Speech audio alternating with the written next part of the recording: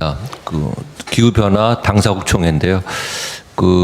물론 이게 석탄 발전 완전 중단이 아니라 단계적 감축이라고 해서 반쪽짜리 타결이라고 하지만은 그나마 의미가 있다고 생각되고요. 근데 저희 입장에서는 지금 40% 2018년 대비 40% 이제 감축하는 그런 목표가 설립이 됐고, 더더구나 업계 입장에서는 14.5%를 2030년까지 감축해야 되는 무거운 부담을 지게 되었습니다. 그래서 뭐 기술 개발 이런 거 열심히 하겠지만은 또 업계 나름대로 필요한 부분에 대해서 정부에 대해서 목소리를 내고 하는 역할을 대한상의가 하겠다는 말씀을 드리겠습니다.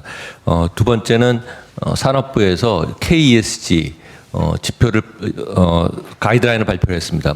3,000개 정도의 그 다양한 지표들을 분석을 해서 61개 지표를 이제 만들어서 발표를 했고요.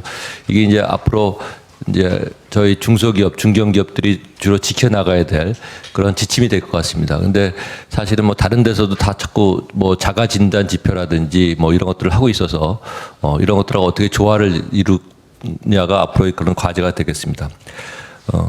오늘 제 7차 ESG 경영 포럼의 주제는 텍소노미가 되겠습니다.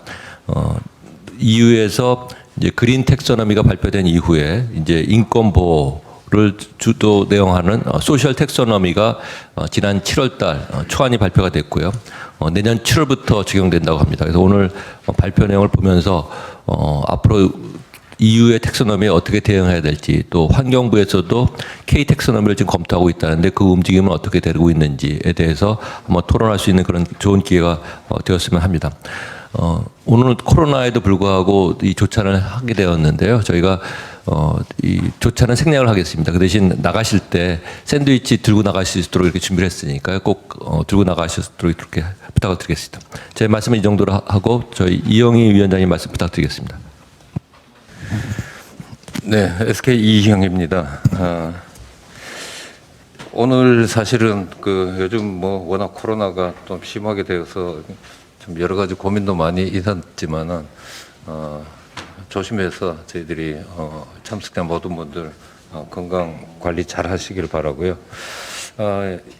이 ESG에 대해서 저희 SK 그룹에서도 많은 이제 연구와 또 행동들이 있지만은 최근에는 이 텍소노미로부터 이제 또 한 단계 더 나가서 다음 달에는 이런 것을 같이 또 보면 어떨까 싶은 내용이 공급망 실사에 대한 겁니다.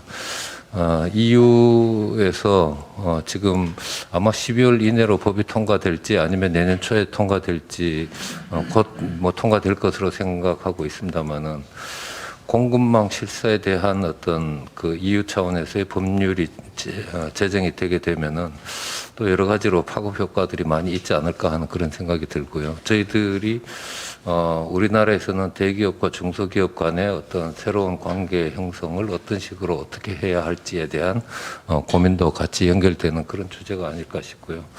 오늘 텍소노미 주제도 굉장히 뭐랄까 많은 기업들에게 근본적인 ESG에 대한 생각, 그리고 기본적인 경영에 대한 고민을 좀 더 해볼 수 있는 그러한 좋은 기회가 아닌가 생각하고요. 이 시간을 계기로 해서 하나하나 새로운 주제들을 접하고 공부해 나가는 그런 시간이 되었으면 좋겠다 하는 생각을 해봅니다. 예, 감사합니다.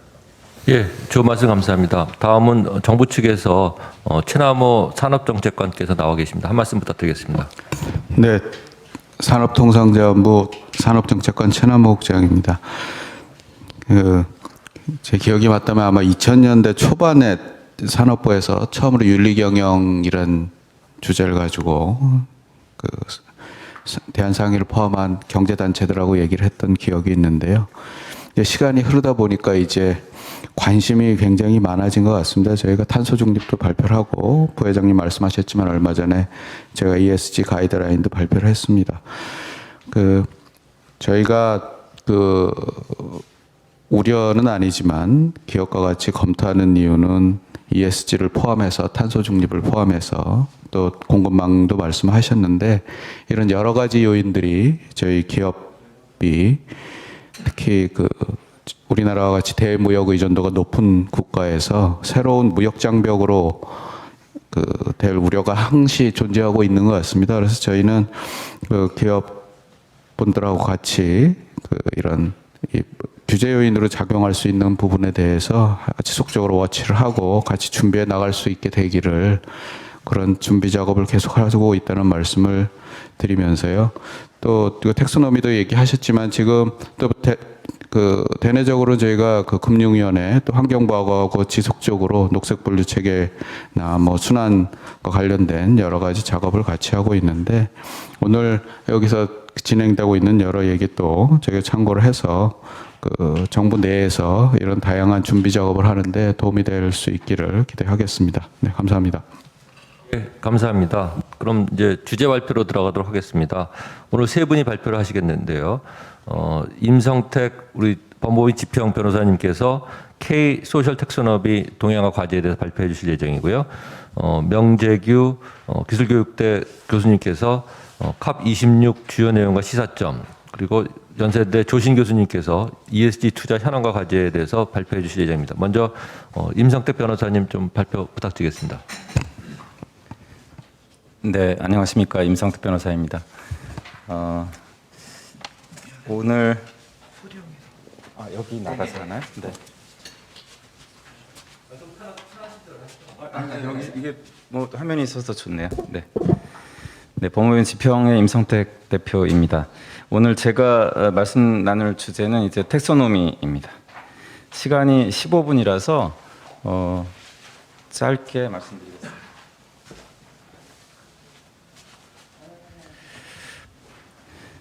네, 텍소노미가 무엇인지는 뭐 대부분 아실 것 같고요. 분류 체계이죠. 그린 텍소노미와 소셜 텍소노미가 지금 나오고 있습니다. 환경적으로 지속 가능한 경제 활동이 무엇인지 분류하는 체계가 그린 텍소노미고요. 사회적으로 지속 가능한 경제 활동이 무엇인지 분류하는 체계가 소셜 텍소노미입니다.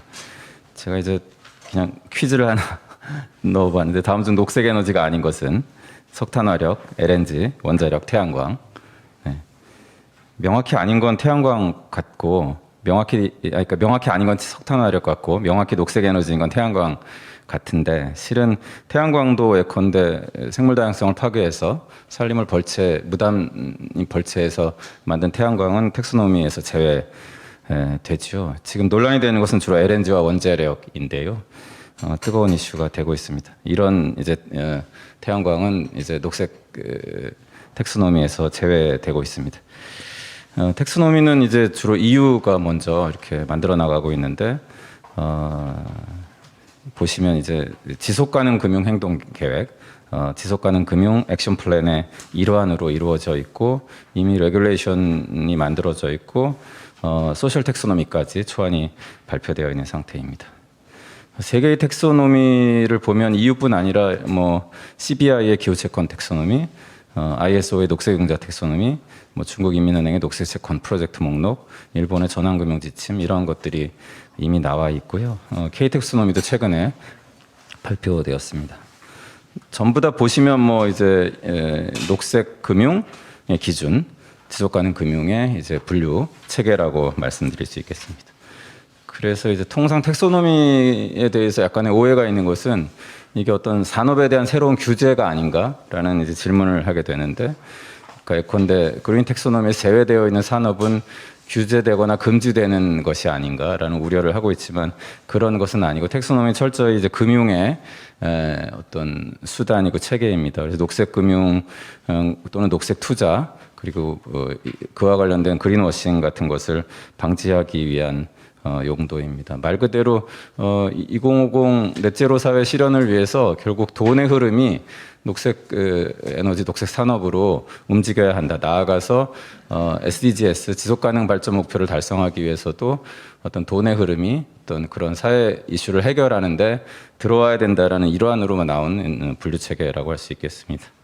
우선 그린 텍소노미를 먼저 말씀드리고 소셜 텍소노미를 이어서 말씀드리겠습니다. 텍소노미가 작동하는 것은 이제 EU의 경우에 이렇게 세 가지 메커니즘을 통해 작동한다고 합니다. 우선 텍소노미가 있고요. 텍소노미 작동에서 가장 중요한 것은 공시입니다. 그래서 EU에서는 이제 여러 가지 공시 체계를 만들고 있습니다. 그와 아울러서 여러 가지 툴들을 통해서 텍소노미가 결국 지속가능 금융에 이제 복무할 수 있도록 그런 것들을 만드는데 예컨대 벤치마크 레귤레이션이랄지 아니면은 그린 본드 스탠다드랄지 이런 것들이 이제 EU에서는 차례차례 만들어지고 있습니다. 이걸 약간 구체적으로 EU 커미션에서 정리한 표를 국문으로 번역한 것인데요. 결국 이 공시와 텍소노미가 어떻게 관련이 되어 있는지를 잘 보여주고 있습니다. 그래서 EU에서는 이제 CSRD라고 기업에 대한 공시 지침이 있고 SFDR이라고 해서 금융 기관에 대한 공시 규정이 있습니다. 이 두 가지 공시 규정이 텍소노미와 함께 어우러져서 지속가능 금융을 활성화시키고 촉진시킨다라는 전략이라고 볼 수 있겠습니다. 근데 약간만 이 부분이 오늘의 메인 이슈는 아닙니다만은 텍소노미와 공시는 밀접한 관련이 있어서 말씀을 드리면 기업에 대한 이 CSRD 보고 지침을 보면 이제 저희는 지금 지배구조에 관해서만 주권상담법인 2조 이상의 법인에 대해서 공시 의무를 부과하고 있습니다. 단계적으로 공시 의무를 확대하고 있습니다만 굉장히 아주 느린 속도로 확대하려고 하고 있죠. 그런데 EU는 이미 상장기업뿐 아니라 비상장기업, 그것도 종래 이제 NFR 대상 500 근로자 500인 이상의 기업에 대해서만 공시 의무를 부과했는데 이 CSRD에서는 그 규정조차도 폐지했습니다. 그래서 뭐 대부분의 대기업이 결국 공시 의무를 부과하게 되는 상황입니다. 나아가서 금융기관에 대해서는 특별한 공시 규정을 두고 있습니다. 결국 지속가능 금융을 활성화하기 위해서는 금융기관으로 하여금 어떤 상품을 얼만큼 이제 투자하고 금융으로 하고 있는지를 공시하도록 하는 것이 중요하다라는 맥락에서입니다. 이런 이제 메커니즘 하에서 EU 텍소노미가 나왔습니다. 6대 환경 목표와 4가지 판단 조건을 골간으로 하고 있습니다. 우리나라 텍소노미도 거의 이와 유사합니다. 그래서 그와 관련된 이제 구체적인 경제활동 사례도 정리하고 있고 텍소노미 적용이 되는 예시도 이렇게 있는데 이 부분은 오늘 자세한 설명을 생략하도록 하겠습니다. 텍소노미 관련해서 이제 K 텍소노미를 먼저 봐야 될 텐데요. 예. 그린 텍소노미이기 때문에 K 텍소노미를 먼저 보고 소셜 텍소노미를 말씀드리도록 하겠습니다. K 텍소노미는 출발은 EU에서 아까 지속가능 금융 액션 플랜에서 출발했다고 말씀드린 것처럼 결국 녹색 금융 활성화 전략의 일환으로 출발했습니다. 이건 금융위원회가 2021년에 발표한 녹색 금융 활성화 전략입니다. 이 전략과 세부 과제를 보면 세부 과제가 12가지 있는데 그중에 5번째가 녹색 분류 체계 마련이고요. 6번째가 녹색 금융 모범 기준, 7번째가 녹색 채권 가이드라인 뭐 이런 것들로 되어 있고요. 9번째가 이제 환경 정보 공시 공개 의무화가 있습니다. 이렇게 마찬가지로 분류 체계와 모범 기준과 가이드라인과 공시 체계 메커니즘을 통해서 녹색 금융을 활성화하겠다라는 그런 전략의 일환이라고 할 수 있겠습니다. 그래서 관련된 근거법률을 만들었고요. 이 근거법률은 이제 환경기술 및 환경산업지원법이고 거기에 녹색분류체계의 근거와 공시에 관한 내용이 포함되어 있습니다.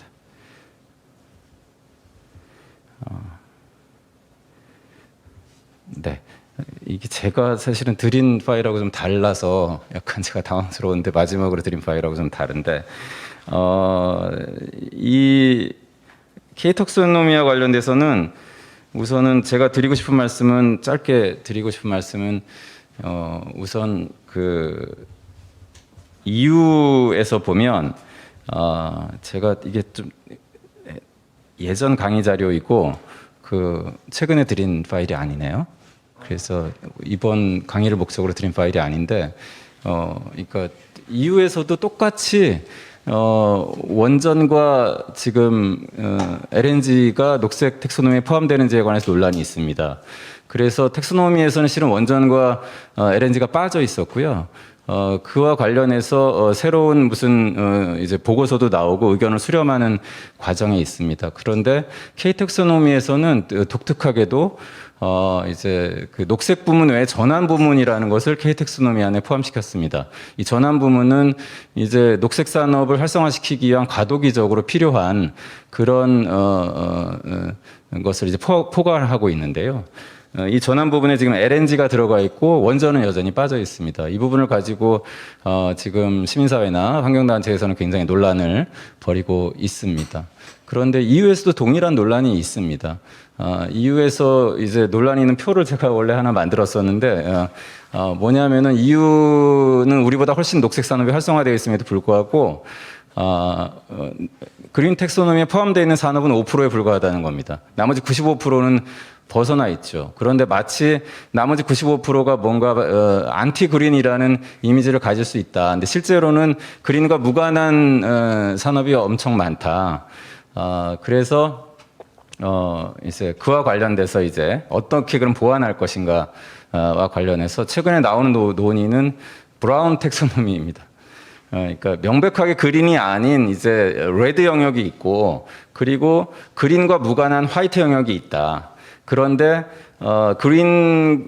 그린으로 나아가는 과정에서 전환적으로 필요한 부분을 이제 브라운이라는 영역으로 두고 과도기적인 어떤 그런 것이 필요하다라고 인정을 하고 있습니다. 그래서 브라운 텍소노미라는 논의가 나오고 있고 뭐 그와 관련해서 이제 EU 집행위원회에서 어떻게 채택을 할 것인지가 논란이 되고 있는데 한국의 텍소노미에서는 그린 텍소노미 안에 이 전환 부분을 포함시킨 거죠. 그러다 보니 과연 그린 텍소노미가 그린 텍소노미냐라는 이제 논쟁을 불러일으키고 있습니다. 그래서 개인적으로 저는 한국 텍소노미에 대해서 두 가지 좀 생각이 있는데 첫째는 텍소노미는 텍소노미의 목적에 충실해야 된다.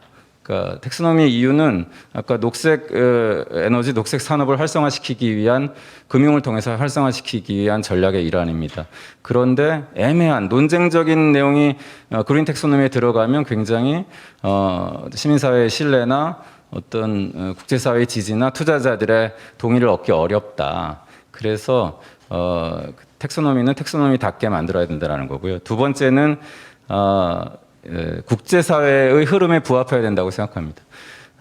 약간 한국이 먼저 이렇게 전환 부분을 녹색 텍소노미에 넣은 것은 굉장히 과감하고 필요한, 현실적으로 필요한 조치였을지는 모르겠지만은 국제사회에서는 약간은 좀 더 앞서 나가는 행동이었던 것이죠. 그래서 이런 맥락하에서 보면 첫 번째, 전환 부분이 필요하나 이것을 저는 그린 텍소노미 밖에 두는 전환 텍소노미랄지 아니면 EU에서 얘기하는 브라운 텍소노미랄지 이런 형태로 두는 것이 오히려 텍소노미를 더 유연하게 포괄시킬 수 있고 전환 부분을 오히려 좀 더 유연하게 만들 수 있다라는 점에서 그리고 그린 텍소노미를 좀 더 충실하게 목적에 부합하게 만들 수 있다는 점에서 바람직하다고 생각이 되고요. 한국의 텍소노미 K-텍소노미와 관련해서도 논란이 되고 있는 것이 정과정 평가를 좀 유보하고 단계적으로 하고 있는데 그 부분도 좀 국제사회 흐름에 맞춰져야 되지 않을까 이런 생각이 들고 세 번째로는 결국 한국의 텍소노미에서 가장 큰 약점은 공시입니다. 텍소노미를 아무리 만들어 놓은들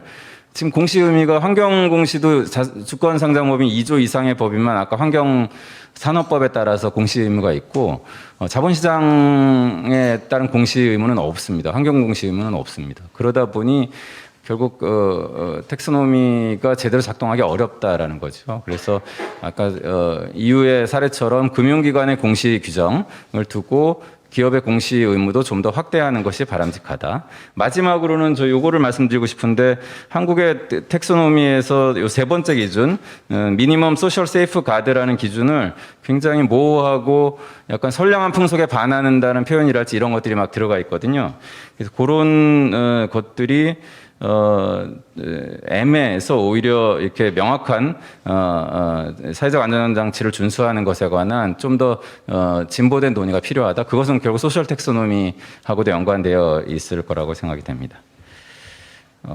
그 다음에 소셜 텍소노미에 대해서 잠깐 말씀을 드리겠습니다. 이게 사실 예전 파일인데 지금 업데이트할 수 없죠. 네.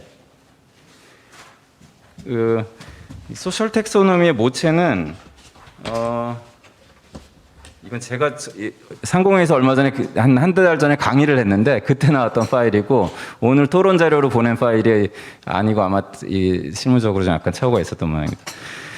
소셜 텍소노미는 EU에서도 초안이 그냥 발표되었고 아직 텍소노미가 확정되지 않았습니다. 한국에서는 얼마 전에 기재부에서 사회적 채권 가이드라인을 한번 만들어 보겠다라고 지금 논의하는 그런 정도의 단계입니다. 소셜 텍소노미는 아까 환경 텍소노미보다 훨씬 더 복잡하고 어렵습니다. 왜냐하면 환경 텍소노미는 좀 더 명확하죠. 왜냐하면은 무엇이 친환경적이냐 아니냐라는 기준이 윤리적인 기준이 아니라 이거는 좀 과학적인 기준으로 예컨대 CO2 배출량이랄지 뭐 이런 것으로 만들 수 있는 반면 소셜 텍소노미는 훨씬 더 규범적입니다. 그런데 이 소셜 텍소노미가 필요한 이유는 예컨대 지금 소셜 본드랄지 사회적 채권이랄지 이런 것들이 굉장히 많이 만들어지고 있습니다. 그런데 과연 무엇이 사회적 채권이냐? 라는 것에 대한 질문을 하게 되면 이제 그냥 어려운 것이죠. 그래서 이미 국제자본시장협회에서 이제 그 사회적 채권에 관한 원칙을 만들어서 최초로 만들어진 것인데 지금 대부분의 사회적 채권 발행 기관들은 그 국제자본시장협회의 사회적 채권 원칙에 근거해서 사회적 채권을 발행하고 있습니다. 그걸 토대로 EU에서는 이제 소셜 텍소노미를 지난 7월에 이제 초안을 발표를 했는데요. 네, 이미 너무 지나가서 안 하셔도 될 것 같아요. 말로 다 했습니다. 초안을 보면 이렇습니다. 첫 번째는 이제 수직적 차원이고요.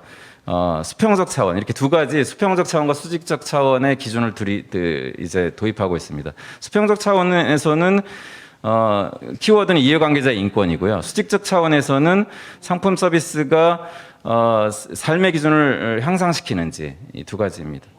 그래서 수평적 차원에서 나오는 얘기가 이해관계자의 인권을 존중 보호하고 있는지를 기준으로 하고 있기 때문에 이해관계자 하나인 근로자, 소비자, 지역사회 관련된 이제 이런 워딩들이 나오고 있고요. 수직적 차원은 SDGs랑 관련이 되어 있는데요. 결국 사람이 삶을 살아가는데 필요한 기본적인 욕구, 물이나 음식이나 집이나 건강이나 교육, 그리고 기본적 인프라에 대한 접근권, 교통이나 통신, 에너지, 금융 이런 거에 대한 접근권을 보장하고 있는지 이런 두 가지 관점입니다. 그래서 수평적 차원에서는 이해관계자 인권을 존중 보호하는 그런 활동, 그런데 수직적 차원에서는 그 기업의 비즈니스가 결국 사람의 어떤 삶의 기준, 베이직 니즈를 충족하고 있는지, 그리고 베이직한 경제 인프라에 대해서 접근권을 가지고 있는지 이런 것들을 보고 있습니다. 텍소노미를 두 차원으로 나오는 이유는 우선 ESG의 배경도 이해관계자 자본주의이고 결국 자본의 흐름을 이해관계자들의 인권을 존중하는 활동으로 유도함과 동시에 소외받는 사람들의 기본적 삶의 질을 개선하는 투자를 장려하기 위한 것입니다. 소셜 텍소노미는 ESG의 S의 일종의 모범 기준하고는 완전히 다릅니다. S의 여러 가지 이 항목들에 대해서 우리나라도 이제 기업 지배 구조원의 모범 기준도 있고 얼마 전에 나온 가이드라인도 있는데 소셜 텍소노미는 소셜 본드와 같은 어떤 사회적 금융, 사회적 채권을 발행하는데 무엇이 사회적 채권인지를 판별하는 기준입니다. 그러니까 좀 더 이제 S의 ESG S의 기준은 훨씬 더 넓은 거고요. 이거는 좀 더 좁은 거라고 할 수 있겠죠. 그래서 결국 이거는 어떤 투자, 어떤 이런 인권을 존중하고 삶의 질을 개선하는 투자를 장려하기 위한 것이고요. 그래서 수평적 차원은 인권 효과가, 수직적 차원은 제가 접근권이라고 말씀드렸는데 준거가 되는 것이 이제 UN GPS와 UN SDGs입니다. 이 과정에서 결국 소셜 텍소노미와 그린 텍소노미가 어떤 관계를 가질지 이런 것들이 이제 논의가 되고 있고요. 아까 두 가지 기준이 문제가 되고 있다고 했는데 SDGs와 그리고 UN 인권 규범입니다. 인권 규범이 이렇게 발전해 왔는데 OECD 가이드라인에도 반영되어 있지만 이제 그 UN GPS라고 UN 기업가 인권 이행 원칙 두 가지를 이제 근거로 하고 있습니다. 결국 이 소셜 텍소노미와 관련해서 우리 한국에서 시사할 바는 우선은 논의가 첫 번째 너무 적다. 그래서 그린 텍소노미 못지않게 지금 많은 기업들이 사회적 채권을 발행하고 있는데 그러면 이것이 사회적 채권의 어떤 분류 체계에 적합하는지를 판단하기 위해서 이제 소셜 텍스노미의 논의가 필요하다. 그랬을 때 이제 이후에 이런 흐름도 고려해서 활발하게 이제 만들어질 필요가 있는데 제가 보기에는 그 핵심은 유엔 기업가 인권 이행 원칙과 유엔 지속 가능 발전 목표라고 생각합니다. 최근에 많은 기업들이 이제 지속 가능 경영 보고서를 발표할 때 본인의 그 사업의 비즈니스가 지속 가능 발전 목표에 어떻게 부합하는지를 이제 연관해 설명하고 있는데 저는 여기 한 걸음 더 나아가서 실제로 어떤 이런 사회적 소수자나 소외된 사람들의 어떤 빈곤, 가난, 물, 어떤 인프라 이런 거에 대한 접근권을 향상시키는 활동, 그리고 이해관계자 인권을 고려하기 위한 유엔의 이행 원칙을 준수하는 활동, 이런 것들이 좀 더 한국 사회에서 확산될 필요가 있다라는 말씀을 드리면서 제 발제를 마치도록 하겠습니다. 텍소노미는 아직 논의의 시작이고 그 목적에 따라서 명확하게 한국 사회에서도 작동할 수 있도록 될 필요가 있다고 생각합니다. 예컨대 마지막으로 한 말씀만 드리면은 아까 EU에서도 그린 텍소노미에 해당하는 건 5%에 불과하다라고 했습니다. 그런데 한국은 훨씬 더 그린 산업이, 녹색 산업이 그리고 사회적 문제를 해결하기 위한 소셜 비즈니스가 훨씬 더 열악한 상황입니다. 그럼 이걸 더 가속화시키기 위해서 만들어지는 게 텍소노미인데 실은 텍소노미가 너무나 어떤 절충적으로 이렇게 만들어지다 보면 오히려 그런 목적을 달성하는 데 어려움이 따를 수 있다. 다만 현실적인 한국의 현실을 감안한 과도기적인 장치를 아까 전환 텍소노미랄지 이런 걸 통해서 보완해 나가는 것이 좋겠다라는 생각을 하고 있습니다. 이상으로 제 발제를 마치도록 하겠습니다. 예, 대표님 좋은 발표 감사드립니다. 좀 실무적으로 좀 미흡한 부분이 있었는데 죄송하다는 말씀드리고요. 상공회의소 웹사이트에 다음 주에 전부 다 발표하신 내용 파일을 올려드리는데요. 그때는 좀 업데이트된 파일 올릴 수 있도록 그렇게 저희가 하겠습니다. 다음 발표는 명재희 교수님이 해주시겠습니다.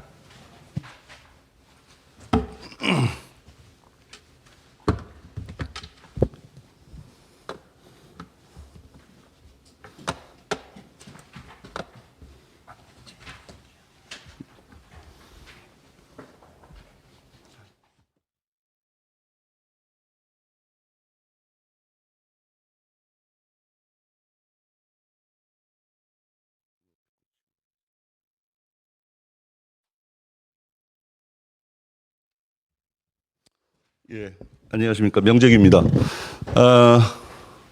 제 주제가 COP26 주요 내용과 시사점으로 되어 있는데, 제가 전달드릴 메시지가 이거죠. 오늘 주제죠. 뭐 사실 메시지를 전달하려면 메신저에 따라서 메시지가 다르게 해석되기도 합니다. 그래서 제가 잠깐 말씀드리면, 저 한 20여 년 전에 처음 인바이러먼탈 매니지먼트 관련해서 이제 공부하다가 뭐 기업체 연구소에 좀 있다가 학교를 옮겼는데, 제가 오늘 이제 말씀드릴 내용은 여러분들이 뭐 다 아시는 내용일 거라고 생각이 듭니다. 뭐 기후 변화와 관련된 내용이죠. 이 내용이 중요한 게 아니라 저희가 다 아시겠지만 우리가 지금 이야기 나누는 이 분야도, 그다음에 뭐 사실 뭐 제가 공부한 분야도 사회과학인데, 사회과학은 관점에 따라서 달라집니다. 그래서 제가 오늘 말씀드린 내용은 제 관점에 따라서 말씀드린 내용이고, 제가 그 관점에 따라서 말씀을 드리는 게 저도 편해서 저도 학교로 자리를 옮긴 것이다. 이렇게 저희 메신저에 대한 말씀을 먼저 드리고 메시지를 전달하도록 하겠습니다. COP26 내용 뭐 다들 아시겠지만 간단하게 짚어드리고, 그 다음에 제가 말씀드릴 내용은 이제 인식과 시사점인데요. 시사점은 사실 프랙티컬하게 접근하기 시작하면 제가 말씀드릴 내용이 그렇게 많지 않습니다. 사실 뭐 제가 과거에 뭐 산업체 연구소에 있을 때는 그쪽 관련된 얘기를 많이 했는데, 그 내용은 적절하게 또 판단해서 다들 같이 고민하고 있으실 줄 알고요. 제가 말씀드릴 내용은 시사점을 말씀드리기 위한 인식과 관련된 내용이 또 주가 될 수도 있다고 생각을 합니다. 시간이 15분이니까 간단하게 말씀드리면서 강조할 거 말씀드리겠습니다. 구테레스가 말씀을 제가 여기다 이렇게 옮겨놨는데 COP26 관련돼 가지고 굉장히 그 뭐 비관적인 메시지를 많이 남겼죠. 이게 뭐 정치적 수사일 수도 있고요. 실질적으로 본인의 의지에 기반한 아쉬움일 수도 있겠습니다. 그래서 저는 이 메시지가 아쉬움에 기반한 메시지일 가능성이 많다고 생각을 합니다. 그게 다양한 이유가 있겠지만 정치적 수사로만 머무를 수는 없는 그간의 COP3서부터 진행된 과거 한 20여 년간의 그 일련의 저희 인류 전체의 활동을 봤을 때 그렇죠. 자, 주목받은 회의였죠. 그래서 여러분들이 지금 앉아 계신 분들이 저보다 더 사실 뭐 세세한 부분을 많이 알고 있을 수도 있는데 굉장히 주목받은 회의였고요. 그 파리 협정 이후에 주목받은 만큼의 성과가 있었는가? 이 질문은 사실 우리 이해관계자란 말 많이 쓰는데 이해관계자별로 다르죠. 그렇죠? 네. 그래서 이 주목한 만큼의 성과가 있었는가는 해석의 여지가 있습니다. 저는 없었다. 네, 그렇게 말씀드립니다. 그거는 제가 한 20여 년 동안 이쪽 뭐 참고로 제 주 전공이 CSR하고 비즈니스 에틱스인데 예, 요 주 전공을 계속 제가 공부하고 일해오면서 느꼈던 저의 관점이죠. 지구온난화 1.5도씨 그 억제 목표를 견제했다라는 것이 눈에 띄는 하나의 뭐 결과물이라고 볼 수도 있지만 여전히 오픈되어 있죠. 그 다음번 또 COP까지. 자, 먼저 탄소 배출량 감축 목표와 관련돼서는 다들 아시겠지만 방금 말씀드렸듯이 NDC와 관련돼서 한국 내에서도 여러 가지 논의가 있었고 국제적으로 여러 가지 논의가 있죠. 그래서 2022년, 2023년에도 계속 안건을 올릴 예정으로 알고 있고 뭐 하나 특징적으로 보면은 그 6조 조항이죠. 그래서 룰북이 일단 락됐다. 뭐 요 정도로 일단 우리는 그 성과를 보고요. 제가 지금 말씀드리는 성과는 전 인류적 성과라고 지금 계속 이해하시면 됩니다. 그다음에 석탄 아까 우리 자리에서도 얘기 나왔지만 석탄 사용이라든지 화력 발전에 대해서 이제 구체적으로 얘기가 시작됐다. 하지만 페이스 아웃이 아니라 페이스 다운으로 지금 얘기가 돼 있고요. 여전히 이제 그 석탄 사용 감축 합의에 대한 그 얘기는 이제 진행될 것이다. 자, 이런 정도가 일단 성과고요. 자, 세 번째는 그 뭐 내연기관 자동차 뭐 여러 가지 그 카테고라이제이션에서 얘기할 수 있지만 제가 일단 판단하기로는 그렇습니다. 그래서 세 번째는 내연기관 자동차의 퇴출과 관련된 논의죠. 근데 사실 이건 좀 제 판단에는 오래 걸릴 것 같다라는 생각이 좀 듭니다. 그래서 어쨌든 이 내연기관 자동차의 퇴출과 관련된 논의도 있었다. 메탄 감축도 중요하게 얘기하고 있죠. 그래서 사실 그 메탄 감축이 지금 2020년 대비 30% 2030년까지 되면 뭐 지구 평균 기온 한 0.2도씩 낮춘다고 그러는데 예. 일단 미국하고 중국이 이제 뭐 다 여기 들어와 있고 그래서 앞으로 또 이제 메탄 감축과 관련된 논의도 구체적으로 지속될 가능성이 많겠죠. 여기 그다음 페이지 8페이지에 있는 내용은 제가 오늘 말씀드릴 내용하고 그 좀 결부가 되는데 쉽게 얘기하면은 개도국에서 지원해 달라는데 안 해준다 뭐 이런 얘기잖아요, 그렇죠? 예. 마지막 줄에 보시면은 뭐 일단 뭐 $1,000억 얘기했었던 거 뭐 그렇게 진행이 안 됐고 그래서 추가적으로 더 재정 확대해야 된다. 이게 지금 뭐 여러 가지 기후 변화와 관련돼서 발생하는지 안 할지 모르지만 어쨌든 그 선진국의 피해 보상이나 배상 문제에 대해서는 계속 얘기가 나오고 있다. 그래서 이 부분도 계속 주목해야 될 부분이라고 생각을 합니다. 자, 그래서 COP26은 큰 진전이 있었냐? 저는 없다고 아까 말씀드렸죠. 예, 똑같습니다. 사실 제가 이해하기로는 이 COP3서부터 제가 봐왔지만 똑같습니다. 그래서 다행인가요? 예, 이거죠. 그래서 다행인가요? 우리의 시간을 벌었나요? 이런 질문이 나오죠. 당연히. 그러니까 COP26까지 오는 동안에 그럼 정말 진전이 하나도 없었냐? 조금씩은 있었죠. 제가 없었다고 단호하게 얘기했지만 조금씩은 있었죠. 근데 우리는 지금 확실한 미래라고 얘기하고 있습니다. 기후변화를 확실한 미래라고. 근데 아주 냉정하게 얘기해 보면 확실한 미래인지 모릅니다. 사실. 예, 여전히 회의주의자도 있고요. 근데 우리는 확실한 미래라고 얘기하고 있습니다. 예, 믿고 있는 거죠. 그러면 우리는 그것을 반영을 해야 되는데 기업들이 경영 전략이 그걸 반영하고 있느냐? 반영 별로 안 하고 있죠. 왜냐 이거죠. 확실한 미래라고 생각을 안 하기 때문에 그런 겁니다. 만약에 기업 경영 의사결정에 확실한 미래라고 확신을 하면 예, 기업 경영 환경의 변화가 경영 전략에 반영이 안 될 수가 있겠습니까? 예. 인식이 불일치죠.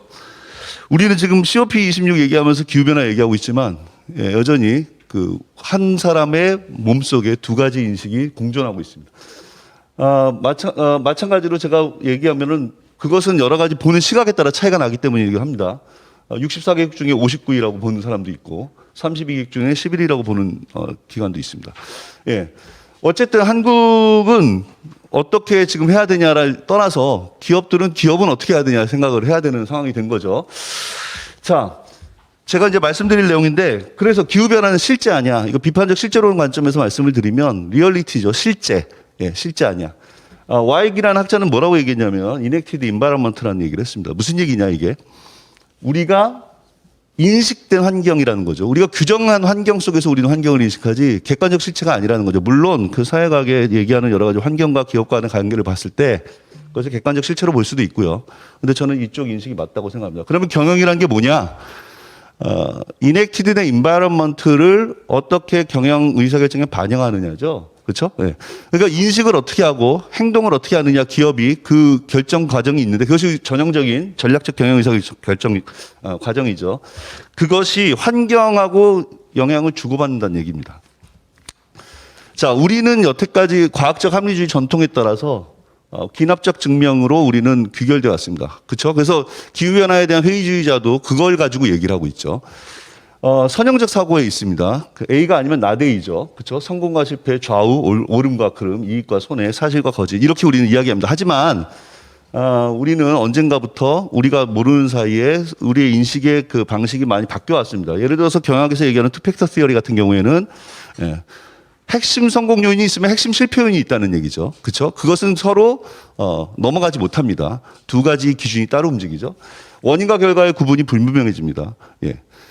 기후변화 대응 잘한다고 ESG 활동 잘한다고 경영 성과가 좋게 나옵니까? 아니면은 경영 성과가 높았기 때문에 ESG 활동을 할 수 있는 겁니까?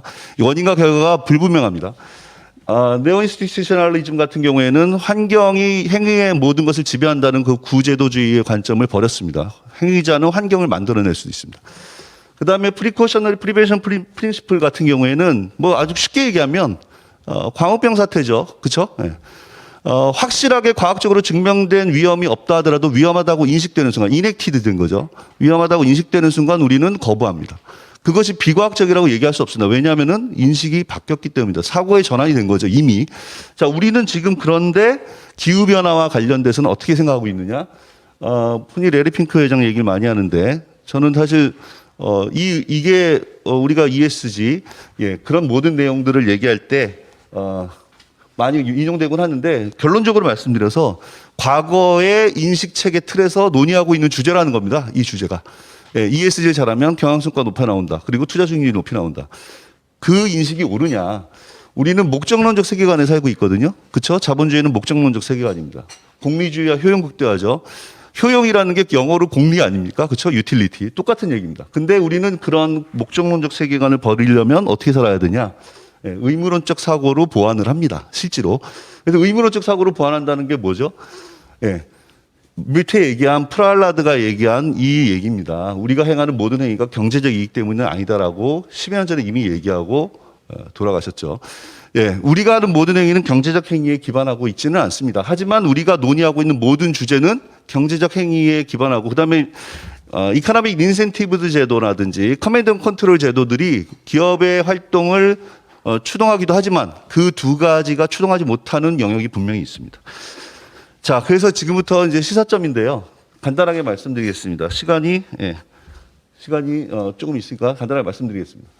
첫 번째, 그래서 제가 말씀드릴 포인트는 COP26을 봤을 때 우리는 어떻게 해야 되느냐, 왜 기후변화에 대비하느냐의 어떤 질문이라든지, 기후변화에 관련돼서 기업들이 좀 더 경제적 성과를 누리기 위한 완충지대를 만드는 것이 무엇이 필요하냐라든지 이 논의를 하는 것은 우리가 인식의 전환 사고에서 맞지가 않는다. 따라서 우리에게 지금 생략된 질문이 있다.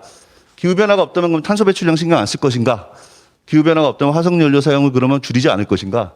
비즈니스에 도움이 되지 않는다면 환경적 사회적 책임은 그럼 무시할 건가? 투자 수익이 없다면 ESG 경영을 그럼 안 할 건가? 이렇게 질문을 바꿔보면 우리가 다시 앞에서 얘기한 디온톨로지컬 어프로치가 필요하다는 생각을 하게 됩니다. 두 번째는 좀 더 실질적으로 방금 제가 말씀드렸지만 전략적 사고인데요. 반드시 도입해야 되는 것이라면 도입하되 도입을 하고 나면 기업은 당연히 자원 효율성 제고를 신경을 쓸 수밖에 없죠. 따라서 그것은 전략적 사고로 우리가 표현할 수 있고요. 그것은 예전에 한 10년 전에부터 얘기했던 CSV 얘기도 나오고 했었지만 그런 내용입니다. 자, 그래서 핵심 전략의 검토라든지 제품과 서비스의 재정리라든지 그다음에 경영 범위 확대라든지 이런 것이 전략적 사고에 필요되겠고요. 그다음 18페이지에 세 번째는 그다음에 소통입니다. 근데 소통도 전략적 소통이죠. 이거 기업의 입장에서는. 왜 그러냐면은 아까도 텍소노미도 말씀하셨지만 여러 가지 그 기업의 ESG 아니면은 기후변화와 관련된 대응 활동에 대한 정보 공개 요구가 많습니다. 그럼 이 정보 공개 요구를 어떻게 응할 것이냐? 당연히 전략적으로 응해야 되겠죠.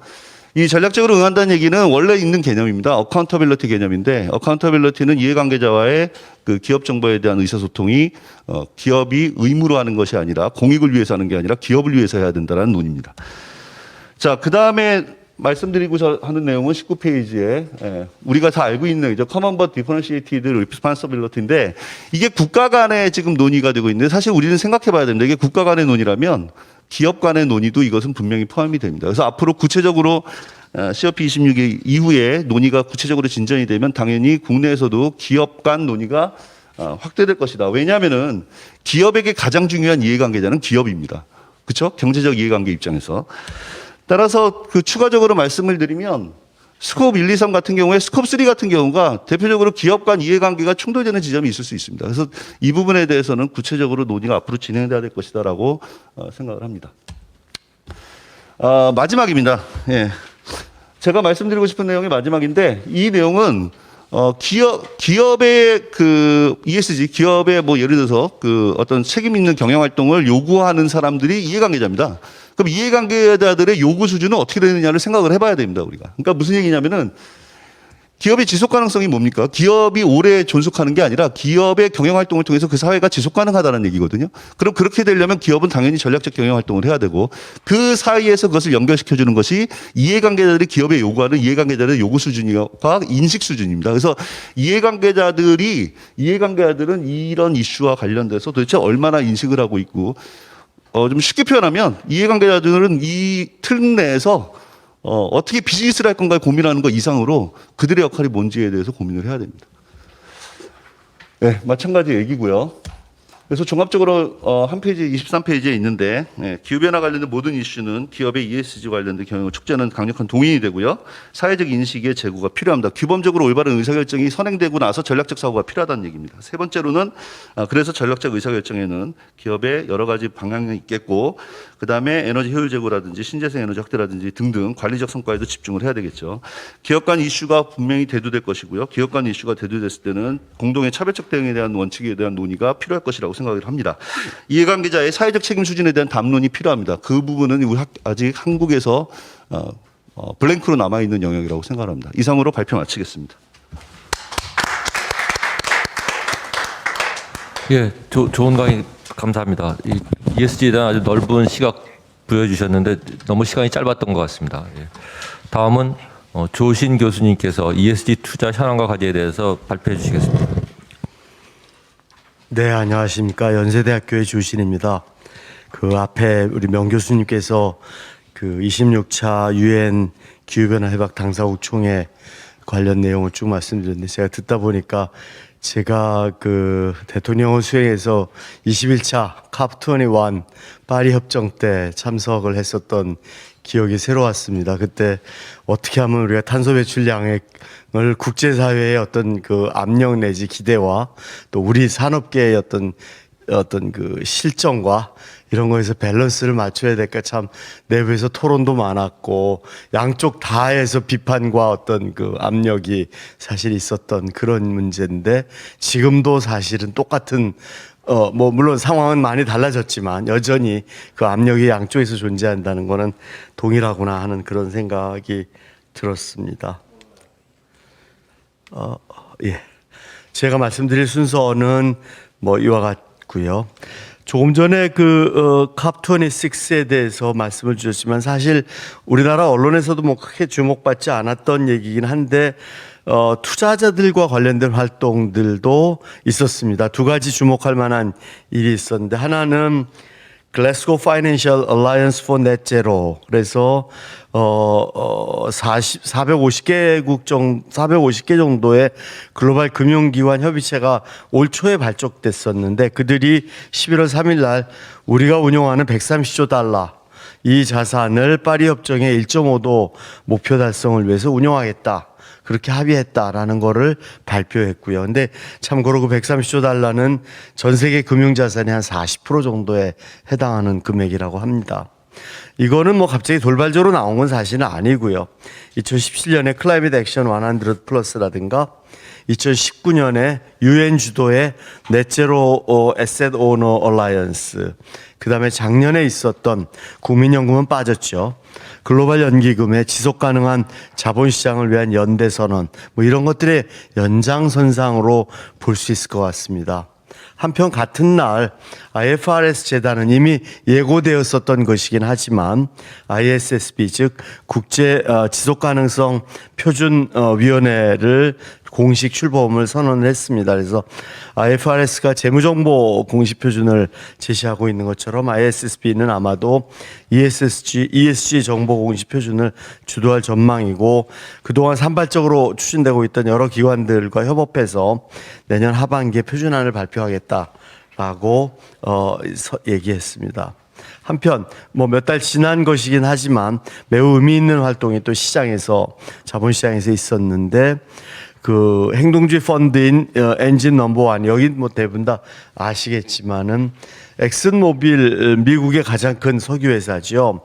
엑슨모빌이 그 경영자 측이 추천한 이사 3명을 제치고 이 엔진 넘버원이 추천한 이사 3명을 선임하는 데 성공했습니다. 이들은 그 엑슨모빌이 화석연료 투자를 계속 늘리고 있다. 이런 식으로 저탄소 이행에 소극적이면 큰 문제가 있다. 주주 가치에 반한다라고 문제 제기를 했고 엔진 넘버원은 불과 보유 지분이 0.02%에 지나지 않았지만 블랙락이라든가 뱅가드, 스테이트 스트리트 이런 주요 기관 투자자들하고 ISS의 지지를 얻어서 이렇게 성공을 했고요. MSCI는 이거를 역사적인 승리라고 표현을 했는데 결국 ESG 이슈에 대해서 투자자들이 어떻게 태도를 바꾸고 있는가 하는 걸 아주 보여주는 상징적인 사건이라고 생각을 합니다. 그래서 간단히 ESG 투자의 특징을 제 나름대로 시각에서 본다면 여기 있는 것처럼 ESG 투자는 ESG라는 것 자체가 투자자들이 주도적인 역할을 수행함으로써 시작된 것이다. 그 다음에 투자 수익률을 중시한다. 세 번째로 참여자들의 인센티브 합치성을 추구한다라는 건데 그 오른쪽에 있는 저 책에서 보시다시피 이제 사실 ESG 용어라는 거는 물론 그 전부터 이와 관련된 개념들은 존재했지만 그 표현을 처음 사용한 것은 2004년에 UN 글로벌 컴팩트에서 나온 보고서인데 그 타이틀 자체가 이제 Who Cares Wins라고 해서 투자자들이 변화해야 투자자들이 움직여야 ESG가 시작된다라는 그런 측면을 강조한 보고서라고 저는 이해하고 있습니다. 하나하나 조금만 말씀을 좀 드리면 조금 전에 그 책의 보고서의 부제가 Connecting Financial Markets to Changing World입니다. 그래서 결국 자본시장을 새롭게 변화하는 세계와 연결시켜준다라는 뜻이기 때문에 투자자들의 변화를 통해서 어떤 세상을 변화시키겠다라는 그런 메시지가 분명히 담겨 있는 것이지요. 그랬을 때 결국 투자자들은 왜 그럼 그렇게 하는가? 자기네들의 장기 수익성을 추구하고 그것이 자기네들의 수탁자 의무에 부합한다라고 믿고 있기 때문에 자산운용자들에게 ESG를 통합한 투자를 할 것을 요구하고 또 좀 더 적극적으로 주주관여를 통해서 결국 ESG 경영을 실천할 것을 기업들에게 독려하라고 요구하는 것이죠. 그리고 기업들은 ESG 경영 정보를 공시하도록 할 의무가 있는 것이고요. 그래서 결국 투자자가 없어진다 여기서. 그러면 자산운용자도 그렇게 열심히 할 이유가 없어지고요. 그러면 기업이 혼자서 스스로 ESG 경영을 열심히 할 인센티브가 없다라는 게 제가 말씀드리는 거고, 결국 어찌 보면 투자자의 변화가 볼링에서의 그 킹핀에 해당된다라고 생각을 하고요. 그런 점에서 뒤에서 잠깐 말씀드리겠습니다만 투자자의 역할이 없는 사회적 책임론과 ESG는 분명히 좀 차이가 있다라고 생각을 합니다. 두 번째로 투자자들 치고 투자 수익률을 중시하지 않는 그런 투자자가 어디 있겠습니까만, 아까 보고서에서 타이틀이 Who cares wins, 그러니까 남을 케어하는 그런 사람들이 돈을 번다라는 뜻이니까 ESG 성과가 좋은 기업에 투자하면 장기적 투자 성과도 좋다라는 이야기를 해서 상대적으로 사회책임 투자가 당위론적인 메시지에 좀 더 무게를 싣고 있다면, 즉 우리는 아무리 돈을 많이 벌어도 사회적으로 좋은 일이 아니면 투자하지 않겠다라는 쪽의 메시지가 실려 있다면, ESG 성과가 좋은 기업에 투자를 하면 돈을 번다. 그 얘기는 사회적으로 아무리 좋은 일이라도 돈이 안 되는 기업엔 투자하지 않겠다라는 메시지가 포함되어 있다고 생각합니다. 세 번째로 조금 전에 이제 말씀드린 거를 결국 인센티브 합치성이라는 관점에서 본다면, 자산 보유자들은 장기적 수익성 달성을 위해서 ESG에 관심이 있고, 자산 운용자들은 그렇게 하는 것이 수익률을 높게 하는데도 도움이 된다라고 믿고 있고, 기업 경영자 입장에서도 이해관계자의 요구에서 시작된 CSR에 비해서는 주주의 ESG 장려가 바람직한 방향이다라고 생각을 하는 거죠. 그래서 결국 인센티브 합치성 추구가 ESG 투자를 지금까지 끌고 오고 있는데, 거꾸로 이야기하면 이러한 인센티브가 어디선가 어긋나기 시작한다면, 그것이 어떤 이유에서 간에 결국 ESG 투자는 어려움을 겪을 위험성이 있다. 그래서 여기서 뭐 언제 그런 문제가 생길까 하는 것까지를 토론하기 시작하면 한도 끝도 없을 테고, 지나치게 제가 로지한 픽처를 말씀드리는 거 아니냐라는 그런 생각을 하시는 분도 계실 텐데, 분명히 인센티브 합치성은 깨질 위험성들이 있다, 여기저기에. 그런 것이 지금 아주 조심스럽게 우리가 다뤄가면서 가야 된다라는 말씀이고, 그런 얘기를 이제 그러려면 어떻게 해야 되는데 하는 걸 몇 가지 뒤에서 말씀드리려고 하는 겁니다. CSR 얘기는 생략하지요. 그런데 다행히도 현재로서는 최근에 일어나고 있는 여러 가지 변화들이 자본시장이라든가 투자자가 ESG 친화적으로 좀 변화하고 있는 것 같다. 즉 초대형 유니버설 오너가 등장하고 있는데, 이들은 투자 실적을 뭐 어떻게 리스크 해칭을 할 수가 없고, 세계 경제 전체의 건강도 하고 밀접하게 연관돼 있으니까 세계 경제 전체를 좋게 만들어야만 자기네 실적이 나오는 구조니까 ESG에 관심을 가질 수밖에 없고, 장기 투자자가 증대한다, 늘어나고 있다든가, 지금까지 ESG 투자 성과가 그렇게 나쁘지 않다든가, 그 다음에 과거에 이제 수탁자 의무를 좁게 해석해서 이익을 내야, 투자 수익률만이 유일한 피듀시어리 듀티의 어떤 지표였다면, 이제는 ESG 투자를 장려하는 분위기로 전환되고 있다든가, 이런 것들이 ESG 투자의 지속 가능성을 그래도 올려주고 있는 청신호라고 생각을 합니다. 그러나 ESG 투자와 관련돼서 여러 가지, 특히 우리나라의 현황을 보면 이슈가 없을 리가 없는데요.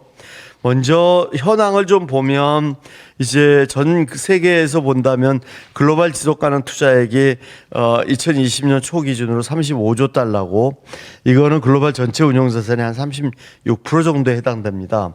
그다음에 뭐 ESG 기반 펀드가 2.2조 달러, 그다음에 채권이 한 1.7조 달러 정도 수준인데, 우리나라는 공적 연금이 한 102조 원인데 국민연금이 101조 원이죠. 근데 사실은 국민연금이 재작년에 비해서 작년에 갑자기 3배가 늘었는데, 이게 자기네들이 국내 주식에 직접 운용하는 자산 전액을 ESG 통합 투자를 하겠다라고 선언을 해서 이렇게 숫자가 올라갔는데 그 의지는 높이 살만하나 그게 1년 사이에 갑자기 그들이 실력이 확 늘어서 ESG 통합 투자를 다 했을 리도 만무하고 설사 실력이 늘었다 하더라도 1년 사이에 포트폴리오를 그렇게 다 바꿨을 가능성도 적다라는 점에서 의지의 표현이라고 보는 게 맞겠고요. 뭐 ESG 펀드도 많이 늘었지만 글로벌리 보면 아직 작고 사회책임 투자 채권에서 사회적 채권의 거의 대부분은 사실 주택금융공사의 채권이라는 점에서 볼 때 아직 녹색 채권이라든가 지속가능 채권 또는 새로운 목적의 사회적 채권의 발행은 아직 매우 미미한 편이다라고 볼 수 있겠습니다. 정보공시는 아까 우리 임 변호사님께서 말씀을 주셨는데요. 사실 정확한 ESG 정보가 없으면 투자를 뭐 이게 하는 게 5분 남았다고 지금 이제 주최 측에서 압력을 놓고 있습니다. 끝내도록 노력하겠습니다. 슬라이드 많이 남은 것처럼 보이지만 소화할 수 있습니다. 네, 이 정확한 ESG 정보가 없으면 어느 회사가 좋은지 모르는 상태에서 투자해야 되니까 사실 깜깜이 투자잖아요. 그래서 ESG 정보가 공개가 돼야 되는데 현재까지 대부분의 기업들이 지속가능 경영 보고서를 형태로 이제 ESG 정보를 성과를 보고하고 있고 서두에서 말씀드렸듯이 컵26에서 FRS 재단이 ISSB를 출범함으로써 이제 지금까지 뭐 GRI다, SASB다 또는 TCFD다 이런 여러 표준을 많이 썼는데 표준 초안도 이제 발표됐기 때문에 머지않아 표준화가 될 거라고 생각을 하고 있습니다. 백업 자료는 참고로 보시라고 생략을 하겠고요.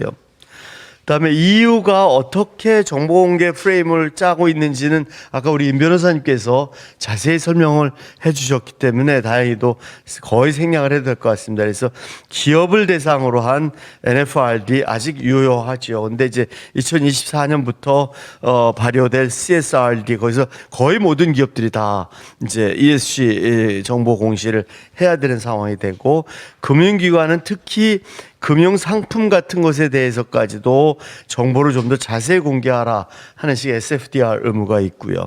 그랬을 때 어떤 게 과연 이제 ESG 활동이냐 하는 것을 규정한 EU 텍사노미 이 세 가지가 결국 하나의 세트로서 아주 타이트하게 비재무 정보 공개 규제 프레임워크가 마련되고 있습니다. 자세한 내용은 생략을 하도록 하겠습니다. 미국은 뭐 일반적으로 정부 규제가 그렇게 강하지 않듯이 ESG 정보를 현재까지는 적어도 공개를 의무화하지 않고 있습니다. 다만 자본시장에서 기관 투자자들이 대규모 기업들에 대해서는 빨리 공개해라 하는 식으로 요구를 하고 있기 때문에 대다수의 상장 기업들은 자발적으로 ESG 정보를 공개하고 있는 걸로 알고 있습니다. 다만 그런데 최근에는 바이든 행정부가 들어선 이후에 미국 증권위원회에서 기후변화 적어도 쪽에 정보 공개는 의무화하는 쪽으로 지금 규정 제정을 진행 중이고 의견을 수합해서 내년 초에는 늦어도 초안을 발표하겠다라는 그런 움직임을 보이고 있습니다.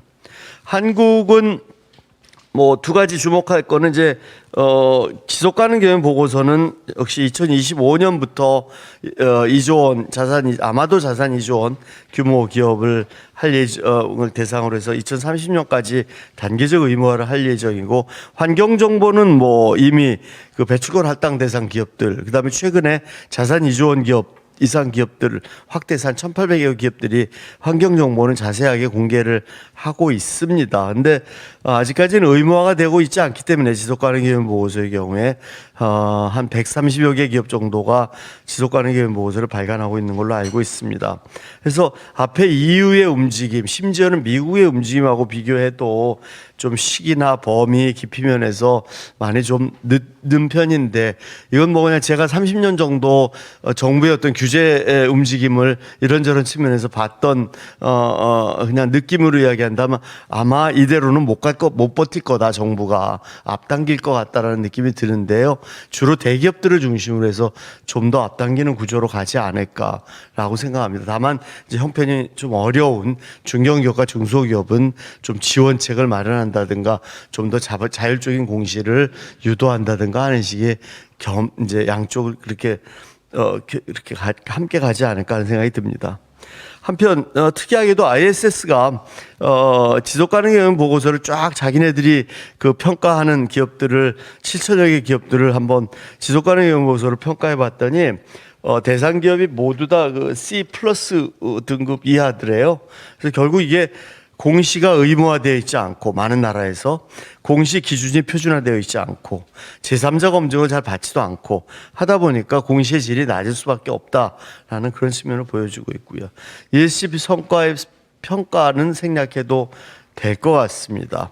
그다음에 뭐 여러 가지 그린워싱 이슈는 뭐 여러분들 잘 아시는 이야기고 그래서 분류 체계라든가 공시 강화 같은 걸 통해서 그린워싱을 어느 정도 면제할 좀 방지할 필요가 있는데 근데 주목할 것은 결국 포트폴리오 전략이라는 것은 아무리 포트폴리오를 잘 짜도 ESG로 잘하는 기업들을 중심으로 포트폴리오를 짜도 수익률을 또 맞춰야 되는 것이 그들의 고민이기 때문에 수익률을 맞추면서 ESG 포트폴리오를 짠다는 전자에서는 결국 어떻게든지 간에 모든 ESG 등급이 낮은 기업을 다 포트폴리오에서 제외하는 거는 현실적으로 불가능한 거기 때문에 포트폴리오에서 제외하는 것이 유일한 전략은 아니다. 그럼 결국은 ESG 경영을 독려하고 감시하는 좀 더 액티브한 주주들의 인게이지먼트가 더 중요하다. 그것이 ESG 경영을 달성하는 데 있어서 보다 더 효과적이다라고 저는 생각을 하게 되는 거고 그래서 지금 이제 외국에서 스튜어디십 코드 같은 걸 도입하면서 기관 투자자들이 훨씬 더 적극적으로 주주 관여에 나서고 있다는 거는 뭐 이미 여러분들 대체로 아시는 내용입니다. 재무 성과는 최근에 나온 자료들까지를 보아도 대체로 ESG 투자가 나쁜 결과가 나오지 않으니까 이런 점에서 우리가 결국 ESG 성과를 올리는 쪽으로 기업들을 푸시한다는 표현이 어폐가 있습니다만 독려하면 그 자체가 투자 수익성 개선에도 도움이 된다라는 그런 시사점이 있을 것 같습니다. 마지막으로 슬라이드 2장으로 이야기를 마무리하겠습니다. ESG 투자 활성화 관점에서 본다면 금융기관이 좀 더 적극적으로 시장을 조성하는 역할을 해야 될 것 같다고 생각합니다. 그래서 ESG를 어떤 리스크라는 관점에서만 보기보다는 금융기관 입장에서 본다면 ESG 전환이 이루어지기 때문에 그 자체를 기회로 인식할 필요가 있다. 어떤 보고서를 제가 보니까 탄소 전환에 예컨대 한 6조 달러가 투입이 되면 금융산업의 추가 매출액은 한 1,000억 달러 주변이 생길 거다. 그래서 다양한 B2B와 B2C ESG 상품을 출시하는 게 좋겠다.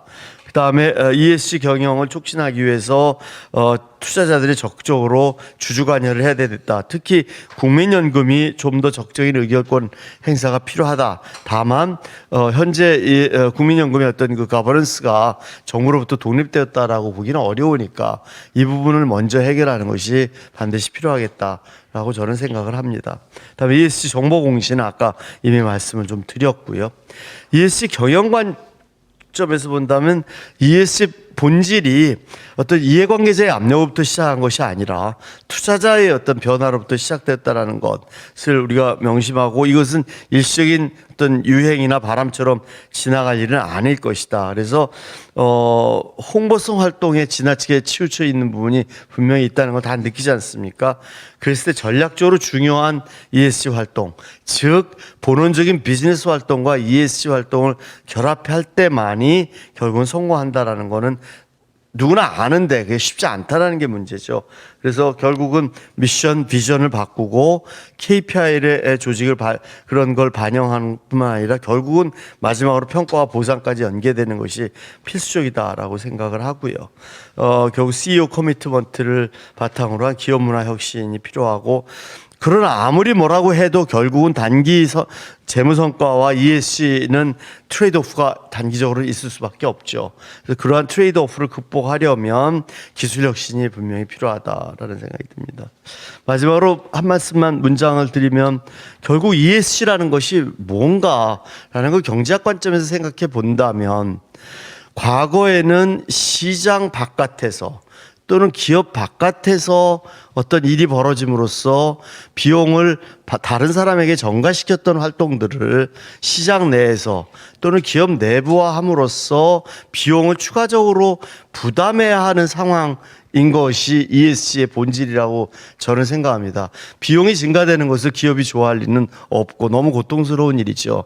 그러나 ESG의 어떤 본질이 그렇기 때문에 비용이 증가되기 때문에 ESG는 하기 어렵다라는 건 매우 동어반복적인 이야기고 안 하겠다라는 얘기랑 똑같은 이야기입니다. 따라서 ESG를 고통스러운 일이긴 하지만 적극적이고 공격적으로 먼저 수행하는 그런 기업이 그 과실을 먼저 누릴 수 있지 않을까. 교수로서 무책임한 이야기를 하는 것 같아서 죄송합니다만은 그렇게 관찰자적인 입장에서 말씀을 드리면서 제 이야기를 끝내도록 하겠습니다. 감사합니다. 예, 교수님 좋은 발표 감사합니다. 너무 시간이 짧은 것 같습니다. 자, 그럼 다음은 자유토론으로 진행하도록 하겠습니다. 오늘 회의는 저희가 온라인으로 지금 100여 분이 지금 커넥트가 돼 있습니다. 그래서 요즘 공개하는 거죠, 토론도. 어떻게 돼 있죠? 그 토론을 하게 돼 있고, 그리고 말미에 온라인 접속자들 질문을 제가 또 드리도록 그렇게 하겠다는 말씀 드리겠습니다. 오늘 여기 이 자리에는 산업계 분들하고 전문가분들이 참석해 계신데 먼저 산업계 분들께 의견 묻도록 하겠습니다. 우리 김원태 상무님 한 말씀 부탁드릴까요? 예. 예, 저 현대차 김원태입니다. 제가 기후 협상을 저도 공직에 좀 있었는데 뭐 주요한 기후 협상 중에 파리는 저기 교수님 모시고 가고 그 앞에 코펜하겐도 여러 번 갔었는데 이번에 글라스고 회의는 제가 느낀 제 소감은 그렇습니다. 우리 가야 하는 길은 아주 먼데 영국에 해가 일찍 지더라고요. 그리고 비가 오고 무지 춥더라고요. 그런데 먹을 음식은 없었습니다. 그게 시사하는 점이 제가 코펜하겐 갔을 때는 그때는 이슈가 저기 NX1 난 NX1 이런 게 있었는데 그때는 뭐 differentiated responsibility 그게 주요 그거였고 이번에는 카문이 주요한 그건데 글로벌 차원에서 합의는 아직 멀었다 힘들어 보인다 힘든 게 아니라 많은 시간이 걸릴 거다 그래 느꼈습니다. 저희 현대차 그룹은 최근에 금년 7, 8월에 2045년까지 탄소 중립을 달성하겠다고 발표하였습니다. 가장 큰 건 이제 전동화 부분이고 전동화는 전기차, 수소차로 2040년까지 전환하는 거고 그 다음에 사업장의 탄소 중립, 그 다음에 우리 협력업체들 탄소 중립, 그리고 마지막으로 그럼에도 남는 탄소는 어떻게 감축할 거냐 이런 식으로 했는데 가장 어려운 게 저희 공급망 부분입니다. 저희가 1차, 2차 협력업체는 뭐 어느 정도 관리가 가능한데 3차, 4차는 사실 여기 저희 현대차에서도 잘 모르는 상황입니다. 그리고 사업장 부분 같은 경우는 보통 아리백인데 아리백이 딴 데는 다른 해외 다른 공장은 쉬운데 저희 국내 공장이 가장 어렵습니다. 거기 가장 큰 게 재생에너지 공급이 안 되기 때문에 저희가 직접 발전할 여력도 없고 아니면 뭐 사오든지 직접 사오든지 PPA를 하든지 뭐 여러 가지 방법이 있는데 국내가 가장 어려웠습니다. 그럼에도 2045년까지는 탄소 중립해야 되니까 그걸 준비하고 있습니다. 저희가 ESG 차원에서 가장 최근에 느꼈던 거는 저희가 아리백 선언을 했는데 올해 7월쯤인가 6월쯤인가 베트남에 석탄 발전 화력 발전소를 하나 수주한 게 있습니다. 아리백 위원회에서 이것 때문에 이거를 해명하라. 저희 아리백 가입을 위해서 이거 설명하는 게 굉장히 어려웠습니다. 어떻게 보면 현대건설에서는 당연한 경영 활동이었는데 그룹 전체 차원에서는 그룹의 그거하고 맞지 않는 부분이 발생해서 ESG하고 맞지 않는 부분이 발생해서 이걸 굉장히 어려워서 저희 현대건설 이사회에서 이제 석탄 발전소 수주를 더 이상 하지 않겠다. 베트남 건설에 대한 후속 조치, 후속도 수주하지 않겠다. 이런 식의 그게 나갔습니다. 저희가 석탄 발전소 잘못하니까 파이낸스 문제에서 바로 자금 조달 부분에서 문제가 생길 것 같아서 이런 조치를 취했는데 이런 사례가 저희 기업 경영 활동에서 앞으로 시사하는 점이 굉장히 많다고 생각하고 좀 더 유의하도록 하겠습니다. 예, 좋은 말씀 감사합니다. 오늘은 보니까 이 토론 순서가 다 정해져 있네요. 그러니까 옛날에는 제가 마음대로 시켰는데 그래서 김진영 상무님 말씀하시고 김민호 상무님 말씀하시고 박혜린 대표님 말씀하신 그 순서입니다. 그래서 국민은행 김진영 상무님 말씀 부탁드리겠습니다. 예, KB국민은행 김진영입니다. 저는 저희 국민은행 저희 KB금융그룹은 사실 올해가 되게 ESG에 관해서는 좀 자체적으로는 굉장히 큰 중요한 시기였다라고 생각을 하고 있습니다. 왜냐하면 저희가 올해 작년에 이제 이사회 레벨에서 ESG 위원회를 만들고 저희가 준비를 해서 올해 2050년에는 저희가 스쿱 3 자산 포트폴리오에 의한 그러니까 저희가 대출해주고 융자한 기업들의 저희가 탄소 배출량에 차지한 역할 그거를 탄소 중립을 하겠다 2050년에 그러니까 스콥 1, 2는 2040년에 이행할 예정이고 달성할 예정이고 2050년에는 스쿱 3의 자산 포트폴리오에 의한 탄소 중립을 이뤄내겠다라는 목표를 6월에 저희가 이사회 결의를 받아서 10월에 SBTI의 승인을 저희가 획득을 했습니다. 그래서 저희한테는 이제 전략 목표가 이제 공식적으로 이제 생기게 된 거고 두 번째는 10월에 마찬가지로 이사회의 결의를 통해서 ESRM이라고 해서 저희 환경사회 리스크 매니지먼트의 모범 기준을 저희가 갖췄습니다. 그래서 일단 저희가 어떤 전략적인 측면에서의 그런 기반을 닦은 한 해였고 2022년에는 좀 실천이 저희는 화두가 될 것 같습니다. 저희 그룹에서는 아주 작은 거지만 할 수 있는 건 다 해보자라는 게 저희 생각입니다. 그래서 두 가지 차원에서 지금 말씀을 드리겠습니다. 하나는 지금 이 K텍스노미 관련해서 금융위하고 지금 실무 협의를 계속 4~5차례 계속 진행하고 있는데요. 중요한 거는 시범 사업일 것 같습니다. 이 시범 사업에 민간 부분이 많이 참여할 수 있도록 유도하는 것이 저희는 바람직하다고 생각합니다. 저희가 최근 2년 동안 유넵 FI하고 유럽은행연합회에서 만드는 EU 텍스노미 시범 사업에 2년간 참여를 아시아에서는 저희가 이제 유일하게 들어가서 참여를 했는데 굉장히 디테일하고 다양한 테스트를 좀 해보는 거를 제가 경험을 해봤습니다. 그래서 저희가 금융위 쪽에 계속 제안을 드리고 있고 저희의 데이터를 다 드리겠다 해서 저희뿐만이 아니고 많은 민간이 좀 들어가서 금융기관들이 참여해서 효과성을 좀 높이는데 좀 해야 되지 않겠냐 이런 생각을 갖고 있습니다. 그리고 저희가 아까 작은 거를 좀 해보겠다고 말씀을 드렸는데 저희 중소기업을 대상으로 하는 영업을 하는 본부 조직에 ESG 컨설팅 팀을 이번에 이제 신설합니다. 그래서 저희가 대기업은 어느 정도 준비가 잘 돼가시는 걸로 알고 있는데 이제 문제는 저희 쪽에서 판단하기로는 중소중견기업이 좀 문제가 아닐까라고 생각을 하고 있습니다. 저희 주로 거래하는 고객분들이 대부분 중견 중소기업이 많기 때문에 저희가 처음부터 이거를 네거티브 방식으로 ESG 탄소 배출 많이 하기 때문에 대출을 끊겠다 이런 게 아니라 포지티브 방식으로 해서 인센티브를 주는 저희랑 같이 계속 ESG로의 친환경으로의 전환에 적극적인 기업은 인센티브를 주는 방식을 채용을 해서 컨설팅도 해드리고 같이 가는 그런 활동을 좀 시작해 볼 생각입니다. 그래서 그 조직을 또 만들었고 또 하나는 이 기술 수준, 업종별로 기술 수준이 과연 어디까지 올 것이냐. 예를 들어서 수소냐, 전기차냐, 탄소 포집이냐 여러 가지 이제 단계 부분들이 있을 텐데 저희는 이제 여신 심사가 굉장히 큰 문제입니다. 그래서 그 심사할 수 있으려면 그 기술력을 평가할 수 있어야 되는데 현재 업종별로 어떤 수준의 기술들이 지금 진행되고 있고 앞으로 어떻게 될 것인가를 예측하는 그런 팀도 좀 만들어서 심사 역량도 좀 강화해 나갈 생각입니다.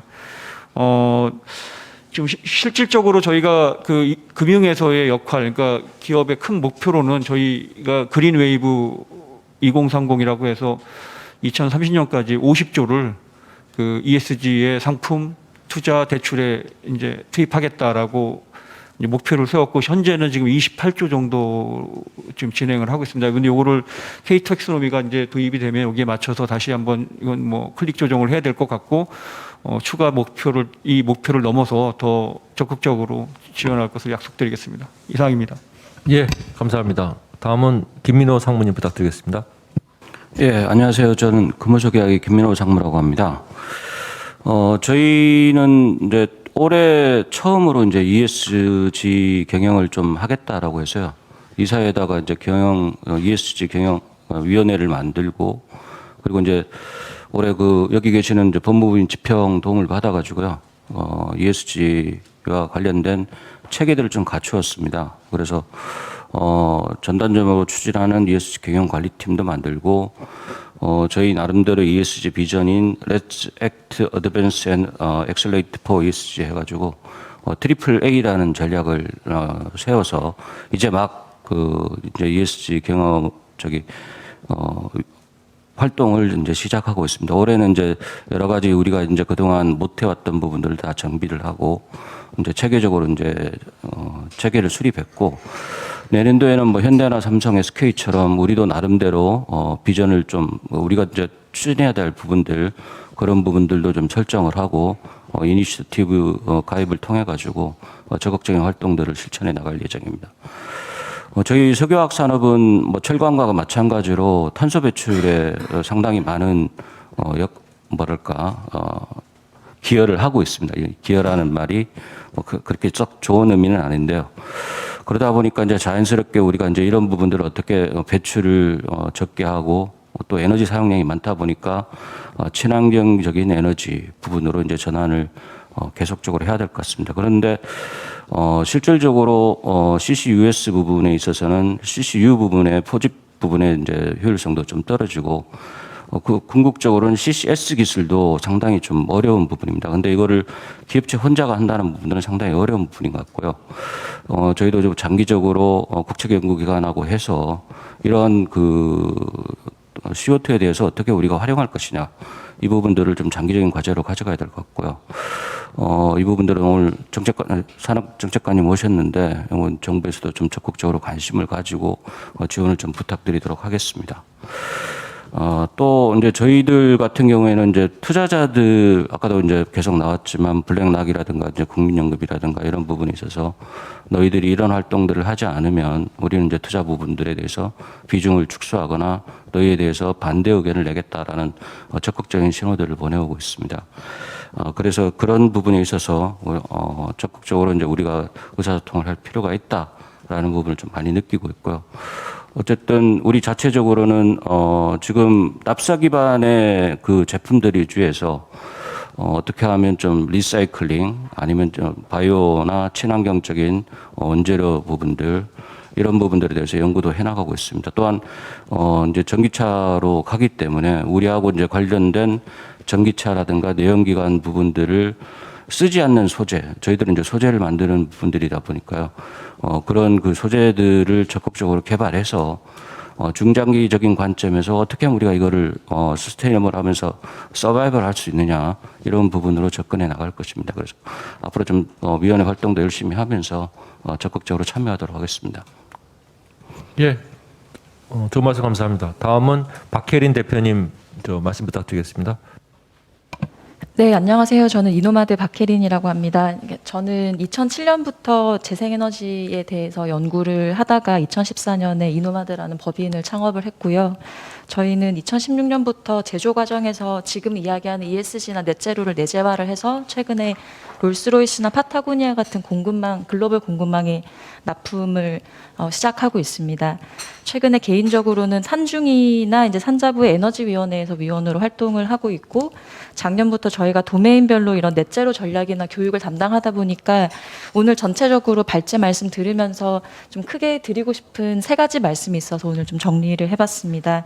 첫 번째는 먼저 저도 이번에 글래스고를 다녀왔었는데 제가 돌아와서 느꼈던 거는 현장과 국내의 온도차가 굉장히 크다라고 느꼈습니다. 왜냐하면 현장에서는 어쨌든 여기로 가야 된다라는 메인스트림에 굉장히 많은 국가들이 실제로 시그널을 받았고 이제 본격적으로 움직임을 시작한다라는 느낌을 받았었고요.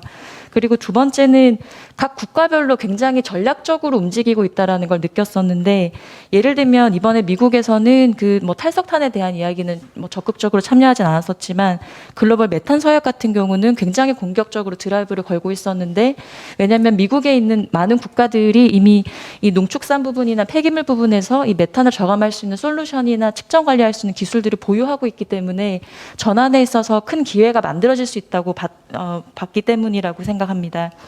그리고 현장에서는 굉장히 이제 동시다발적으로 많은 회의들이 열렸었는데, 가장 중요하게는 그 공급망 관리를 어떻게 통합적으로 관리를 하고 우리가 접근할 것인가에 대한 논의가 있었고, 아마 현대차에서도 고민을 하고 계시겠지만 지금 수송 부문의 당면 과제가 가장 크기 때문에 자동차 산업에서의 논의가 가장 적극적이었었고, 제가 인상적이었던 것은 카테나X라는 공통적인 플랫폼을 구축했다라는 것입니다.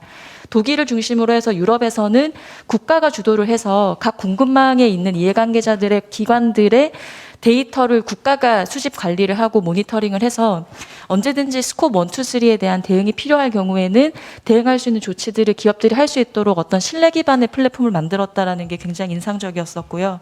그리고 두 번째는 사실 한국에도 굉장히 많은 자원들이 있습니다. 저희가 뭐 지지난 정부 때부터 해서 이런 저탄소 녹색 성장에 대한 논의를 할 때에 논의를 했었던 게 사실 어떻게 보면 지금 다시 원점으로 돌아가서 논의를 하는 것 같은 느낌을 많이 받는데, 자꾸 새로운 포럼을 만들거나 새로운 어떤 얼라이언스를 구축하는 것보다는 이미 한국에 내재되어 있는 그런 잠재 자원들을 좀 많이 발굴을 해서 활성화할 수 있으면 좋겠다라는 생각을 했습니다.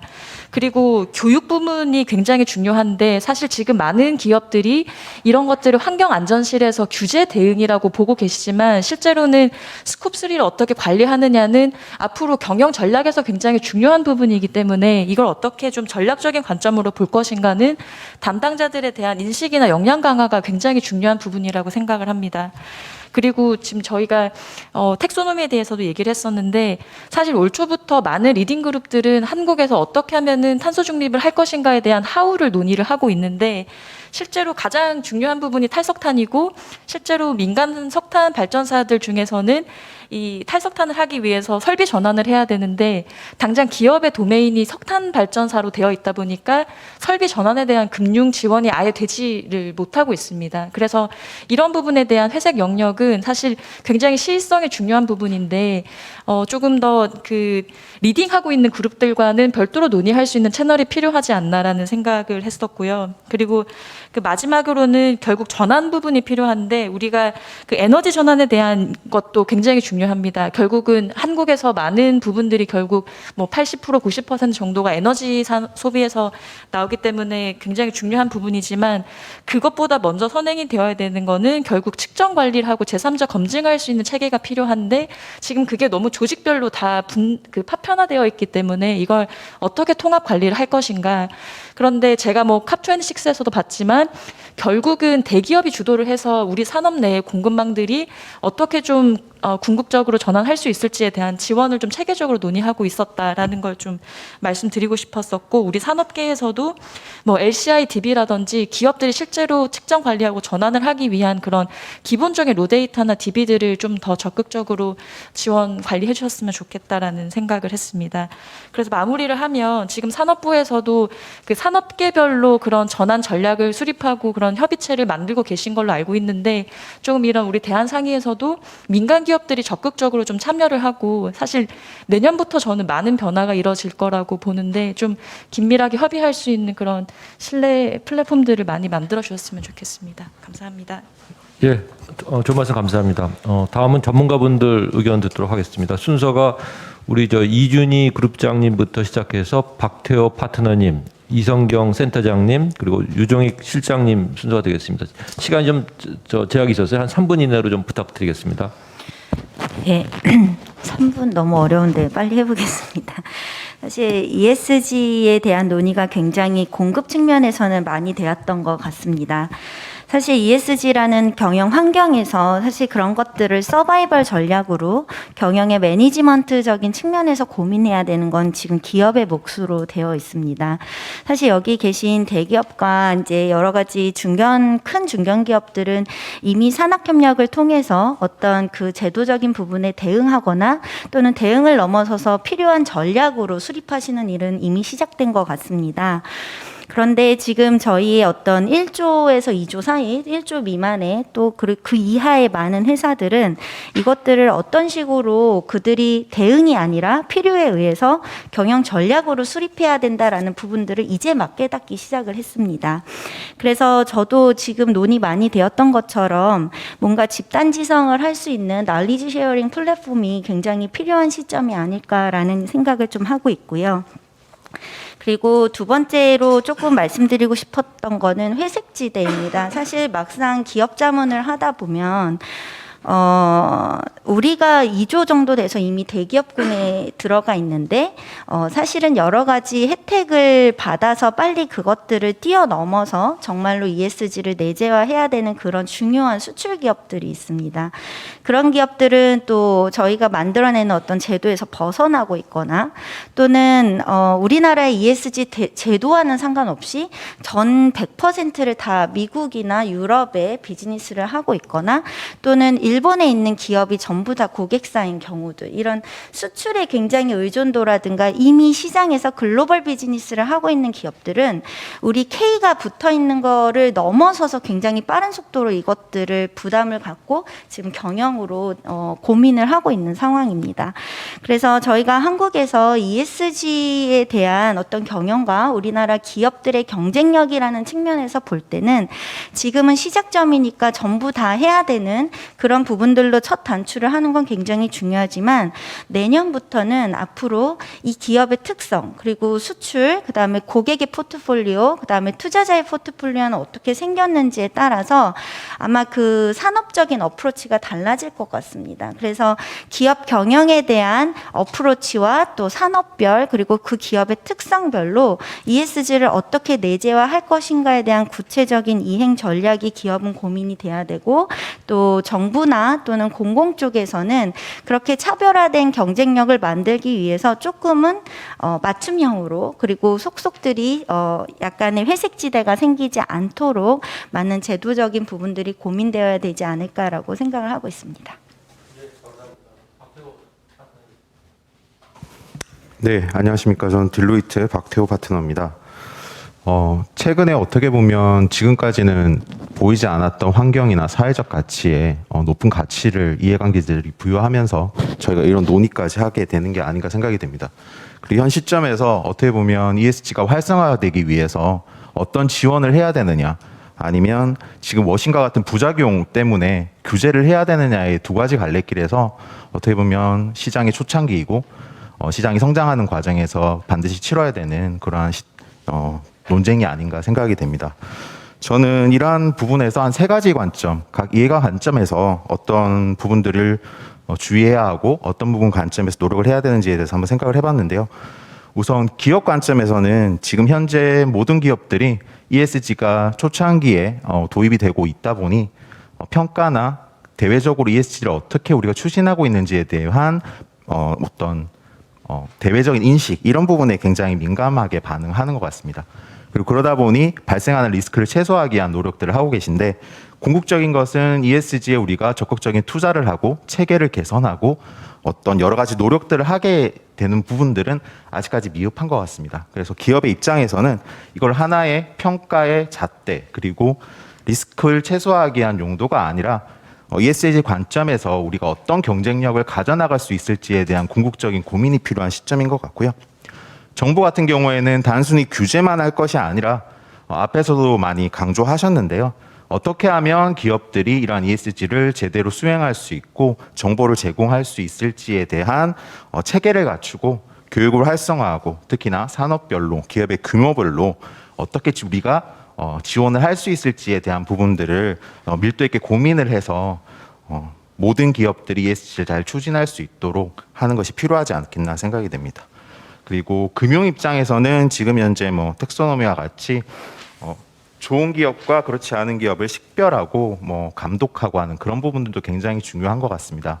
금융은 그러한 부분에 있어서 자본의 흐름이 긍정적인 흐름으로 만들 수 있게끔 잣대를 잘 갖추시고 그러한 부분들에 있어 독립성을 갖추는 부분들 굉장히 중요할 거라고 생각이 됩니다. 그리고 저는 뭐 마지막으로 제가 이쪽 분야에 계속 있어서 이런 말씀을 드리는지는 잘 모르겠지만 지금 저희가 이야기하는 이 모든 것들이 먼 미래에 일어나게 되는 대가를 치르기 위한 가치를 현재 이 가치를 어떻게 우리가 배분해서 상쇄를 시킬 거냐에 대한 문제인 것 같습니다. 이해관 기자 입장에서는 ESG에 대한 중요성이 계속해서 강조가 될 거고 결국 그러한 이해관 기자 인식의 변화가 시장에서는 하나의 논리로 작용을 할 거고 결국 이것은 피할 수 없는 부분이 되지 않겠나라고 판단해 봅니다. 네, 감사합니다.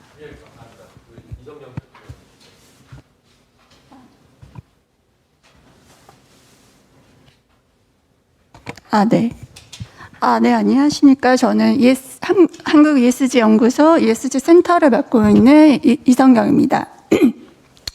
네, 오늘 이제 좋은 발표 내용 잘 들었고요. 저는 발표 내용 들으면서 발표 내용과 연계해서 추가적으로 조금 아시면 좋겠다라는 정보를 조금 전달해 드리고자 합니다. 혹은 약간의 제 의견이 들어가 있습니다. 먼저 소셜 탁소노미 말씀 너무 잘 들었고요. 결국에 말씀해 주신 것처럼 소셜하고 환경의 가장 큰 차이는 이 소셜 부분이 규범적이라는 특성으로 인해서 더 모호하다는 겁니다. 더 모호하고 광범위한데 기술적으로 판단해 줄 기준이 굉장히 낮습니다. 그래서 이 부분은 사회적인 합의라든가 맥락이 조금 더 중요하고 글로벌 기준을 그대로 가져올 수 있는 영역이 아닙니다. 예를 들자면 아동노동, 강제노동, 이게 멀티내셔널 컴퍼니 같은 경우에는 뭐 해외에서 조달하실 때는 하셔야 되지만 국내 시장에서 이게 주요한 이슈냐? 아니라고 봅니다. 그러면 이제 여기서 중요한 거는 소셜의 경우는 조금 더 선제적으로 정말로 우리 사회가 가고자 하는 보다 좋은 소셜 가치가 뭔지를 정부를 중심으로 해서 조금 합의를 해야 될 것 같고요. 그런 쪽이 육성되고 자본이 흘러갈 수 있는 그런 논의가 환경 못지않게 먼저 진행이 돼야 하지 않나. 특히나 환경보다 더 지역적인 특성, 우리가 가지고 있는 국가적인 달성하고자 하는 목표와 연계돼야 하는 파트라라는 부분이 논의의 중점이어야 하지 않을까라는 생각을 좀 해보았고요. 그리고 이제 COP 이제 26 관련해서 말씀해 주신 거 프레임워크를 굉장히 좋게 말씀해 주셔서 너무 잘 들었고요. 그리고 이제 ESG 투자 이 두 부분에서 결국 공통적인 맥락은 무엇이냐 하면 불확실한 미래를 가지고 기업들이 선제적으로 무언가 하기 어렵다. 그러면 조금 더 확실해지는 어떤 그림이 보이면 사실 우리는 경제적 유인을 극대화하고 또 좋은 주체가 되려고 하기 때문에 노력을 하게 됩니다. 그럼 여기서 이제 자본의 역할이 매우 중요하다라는 부분이 같은 맥락이라고 보는데요. 이 자본 부분의 역할에 관련해서 사실 저희가 가장 논의가 미진합니다. 현재. 특히나 지금 SFDR 계속 저도 많이 얘기를 하는데 국내 금융기관은 공시 의무가 없어요. 지금 기업 관련해서는 지속가능 보고서라도 나왔지만 자체 기준으로 많이들 하고 계세요. 그러나 열심히 하고 계신 KB금융그룹과 그냥 대충 했지만 무언가 말하는 데 사이에서 워싱의 차이를 구분할 수 있는 공시가 전혀 없는 영역입니다. 그래서 지금 저희가 자본의 흐름을 바꾸려면 반드시 가야 되는 게 자본이 중요하게 공시해야 하는 ESG 관련 텍사노미가 결국 그걸 규정하는 부분이 있거든요. 근데 여기가 빠져 있어요. 그래서 이 논의가 물론 여기 계신 대상들하고 완전히 일치하지는 않겠지만 이 논의가 제대로 진행돼야 한다라는 부분을 좀 말씀드리고 싶었고요. 그리고 아울러 한 가지 또 제가 사실 금융이란 기업에 다 있었어요. 그래서 그 입장을 보자면 자본시장에 우리 토양이 굉장히 안 좋습니다. 블랙락 얘기하시잖아요. 블랙락이 들어오는 자금, 퇴직연금, 굉장히 장기성 자금들을 가지고 있어요. 근데 우리나라 그 펀드 시장이라든가 한계를 보시면 저희 젊은 직원들한테 물었는데 펀드를 안 가지고 있대요. 펀드를 왜 사냐는 거죠. 사고 팔고 하는데. ESG 투자는 장기 투자라는 게 기본 전제 조건인데 국내 자본시장에서 장기 투자를 위해 어떠한 정책을 가지고 있냐라고 했을 때 장기 투자에 대한 정책이 없어요. 장기 투자로 펀드를 하면 세액을 공제해 준다던가 이런 정책이 있어야 자본한테 역할을 요구할 수 있는 겁니다. 자본에 대해서 역할을 올리면서 이러한 부분에 대한 공제라든가 어떤 토양이 조성되지 않는다면 계속 똑같은 얘기가 맴도는 식으로 갈 거다. 그래서 이런 얘기들을 여기 중요한 계신 분들이 많이 계시기 때문에 좀 전달해 드리고 싶었습니다. 네, 이상입니다. 예, 감사합니다. 다음은 유종익 실장님 부탁드리겠습니다. 네, 안녕하십니까. 저는 한국기후변화연구원 유종익입니다. 먼저 초대해 주셔서 감사드리고요. 오늘 여기 모이신 분들 대부분이 경영, 경제 또는 법률, 금융 그쪽 종사하시는 분들이 꽤 많으신 것 같습니다.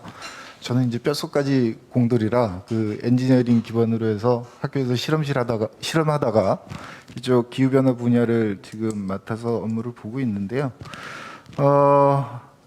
조금 이제 제가 최근 한 5년 동안 이렇게 열심히 노트를 하면서 이렇게 회의에 참석해 보긴 처음입니다.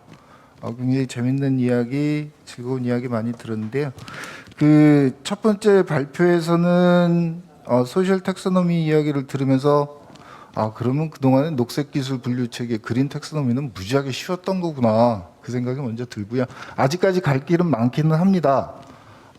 여전히 공학적인 관점에서도 그 녹색 기술을 어떻게 정의할 거냐에 대해서 굉장히 많은 기관에서 고민을 하고 있기 때문에 하지만 이제 소셜 텍소노미보다는 좀 빠르게 진행될 것 같다라는 생각이 좀 들고요.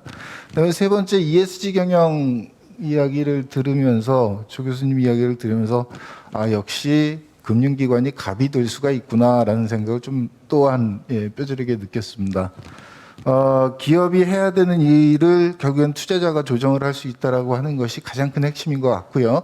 그것 때문에 기업이 좀 더 고통스럽게 비용을 더 부담을 해야 되는 부분이 있다라고 하는 것이 한번 좀 회의 참석하기 전에 찾아봤었던 내용 중에 하나긴 한데요. 그린플레이션이라고 하죠. 그린 인플레이션, 그러니까 녹색을 입혔기 때문에 조금 더 비용이 올라간다라는 부분. 그 부분이 과연 부정적으로만 볼 것이냐 하는 것은 아닌 것 같습니다. 기업이 녹색 제품을 또는 좀 더 그린화되어서 어떤 제품을 만들 때 소비자가 선택하는 기준에서 비용이 조금 더 지불이 되더라도 그렇게 구매를 하는 성향들이 해외에는 많이 있다고 들었습니다. 그게 같이 그래서 이제 그린플레이션이라고 하는 부분도 같이 연계된 이야기로 좀 봐주셨으면 좋겠다는 생각이 하나 들고요. 세 번째로 말씀드릴 게 이제 두 번째 글래스고의 COP26에 대한 이야기 중에 하나 교수님께서 이제 다양한 측면에서 말씀을 해주셨는데 이제 한 가지 저희 회사 이름이 그렇다 보니까 기후변화 연구원이다 보니까 파리 협정 그러니까 파리 협약 6조가 이제 완성이 됐다라고 하는 부분이 사실은 굉장히 큰 임팩트로 다가올 것 같습니다. 물론 여기 계신 분들이 이제 내용을 너무 잘 아시고 계시기 때문에 그냥 뭐 간단히만 짚어주신 건지 모르겠지만 국가 간의 온실가스 감축 실적이 당사국의 허가 없이는 사용할 수 없다라는 부분이 일단 굉장히 중요한 팩트이고요. 그러면 우리나라 같은 경우는 해외에서 온실가스 감축을 해서 데리고 오기 위해서는 국가 간의 협약이 먼저 우선이 돼야 되는, 즉 정부의 역할과 기업의 역할이 동시에 이루어져야 된다는 부분 하나가 좀 중요한 이슈라고 할 수 있겠습니다.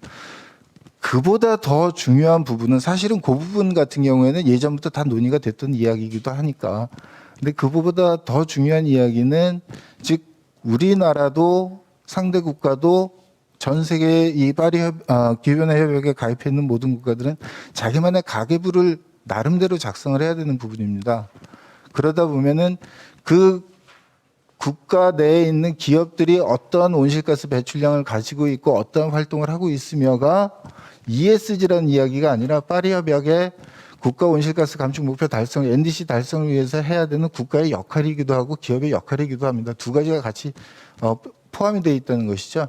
그렇기 때문에 파리 협약 6조의 완성이라고 하는 부분이 사실상 ESG보다 어쩌면은 파리 협약 6조가 완성이 되면서 국가가 감당해야 될 온실가스 감축 목표를 어떻게 달성해야 되느냐가 ESG가 하나의 수단이 될 수도 있겠다라고 하는 이제 온실가스 배출량 측면에서만 봐가지고는 그렇습니다. 먼저 다른 분야 뭐 금융이라든가 이제 투자라든가 그런 부분에서 보셨을 때는 또 시장에 대한 부분으로 보셨을 때는 좀 다르게 해석이 되실 수 있겠습니다만. 그 다음에 마지막으로 한 가지 말씀드릴 것은 이 파리 협약 6조가 통과가 됨으로써 기업이 또 하나 좀 감당해야 될 것 중에 하나가 상수 배출권 가격이 굉장히 상승을 할 것이다라고 예상을 하고 있습니다.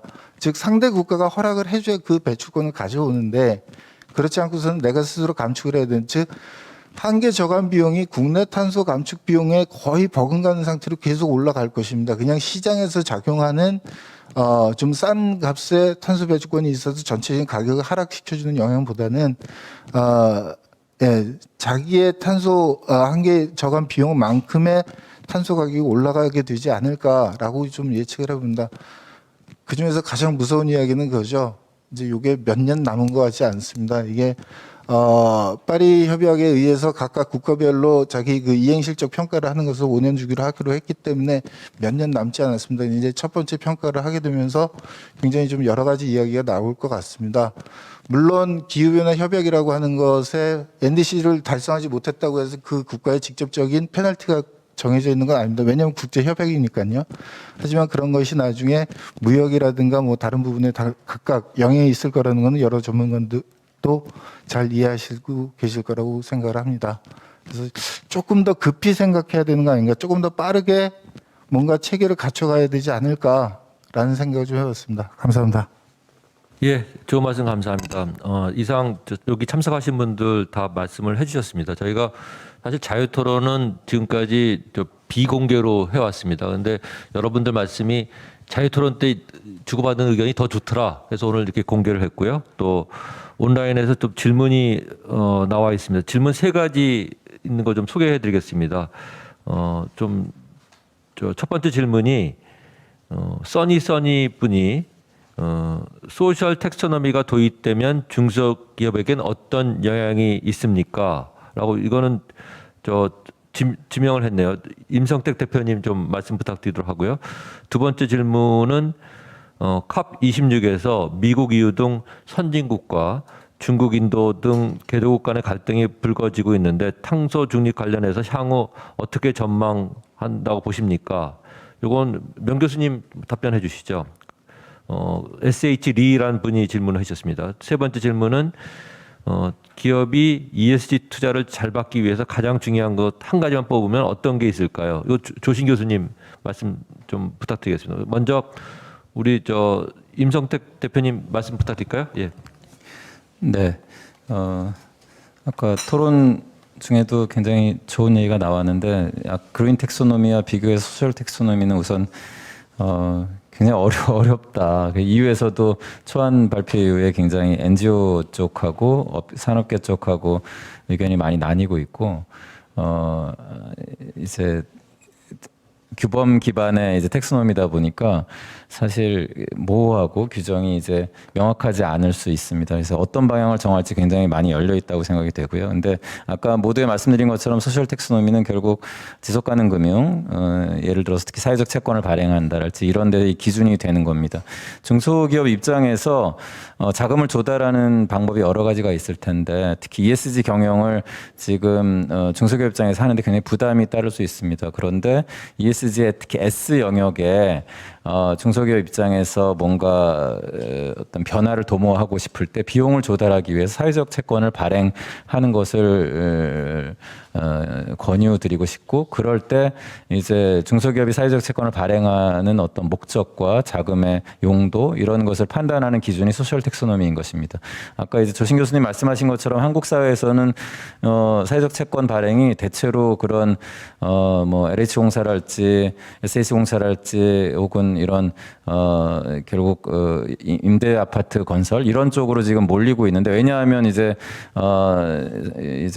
사회적 프로젝트를 정의하기 어렵기 때문입니다. 그런데 최근에 나타나는 흐름 중에서 보면 예컨대 SK 하이닉스에서 예컨대 장애인 고용을 우리나라는 법률상 의무화하고 있는데, 그런 걸 하기 위해서 자금을 조달한다랄지, 아니면은 어떤 상품이나 서비스에 있어서 뭐 노인의 접근성을 강화하기 위한 어떤 거를 하려고 하는데 그걸 위해서 자금을 조달한다랄지, 이런 사회적 목적의 어떤 사회적 채권 발행 사례가 늘어나고 있습니다. 특히 소셜 벤처랄지 이제 스타트업들은 더 그런 어떤 지향과 사업을 영위하는 어떤 영감들이 많을 것 같은데요. 그래서 특히 ESG 경영에서 S 부분을 강화하기 위한 자금 조달의 수단으로 소셜 본드를 활용하시고 그때 텍소노미에 관심을 가져주시면 중소기업 입장에서도 ESG 역량을 강화하는 데 도움이 되지 않을까 생각합니다. 네, 질문이 좀 굉장히 브로드한 것 같은데, 하여튼 2050년 탄소 중립 관련돼서 뭐 전망이랄까, 그게 뭐 굉장히 브로드한 내용 같아요. 근데 제가 제 관점에 의하면 그 진행되는 속도는 점점 빨라지고 있는 건 분명한 것 같습니다. 그다음에 관심을 가지고 있는 분들도 점점 범위가 넓어지고 있고요. 그러니까 그렇다면은 우리가 지금 뭐 한국에서만 얘기하고 있는 게 아니고, 예, 어떻게 보면 한국도 쫓아가고 있는 거죠. 그러니까 그 넷제로와 관련된 움직임은 계속 가속화될 거다. 그다음에 좀 더 구체적으로 될 것이다. 아까 말씀 중에 6조 조항과 관련돼서, 예, 그것도 사실 몇 년 끌다가 이번에 확인했기 때문에 그것도 사실 분명히 진보가 있었던 거죠. 근데 이제 제가 아까 말씀드렸던 없었다라고 단호하게 말씀드린 이유는 제가 분명히 말씀드렸지만 관점의 차이입니다. 그러니까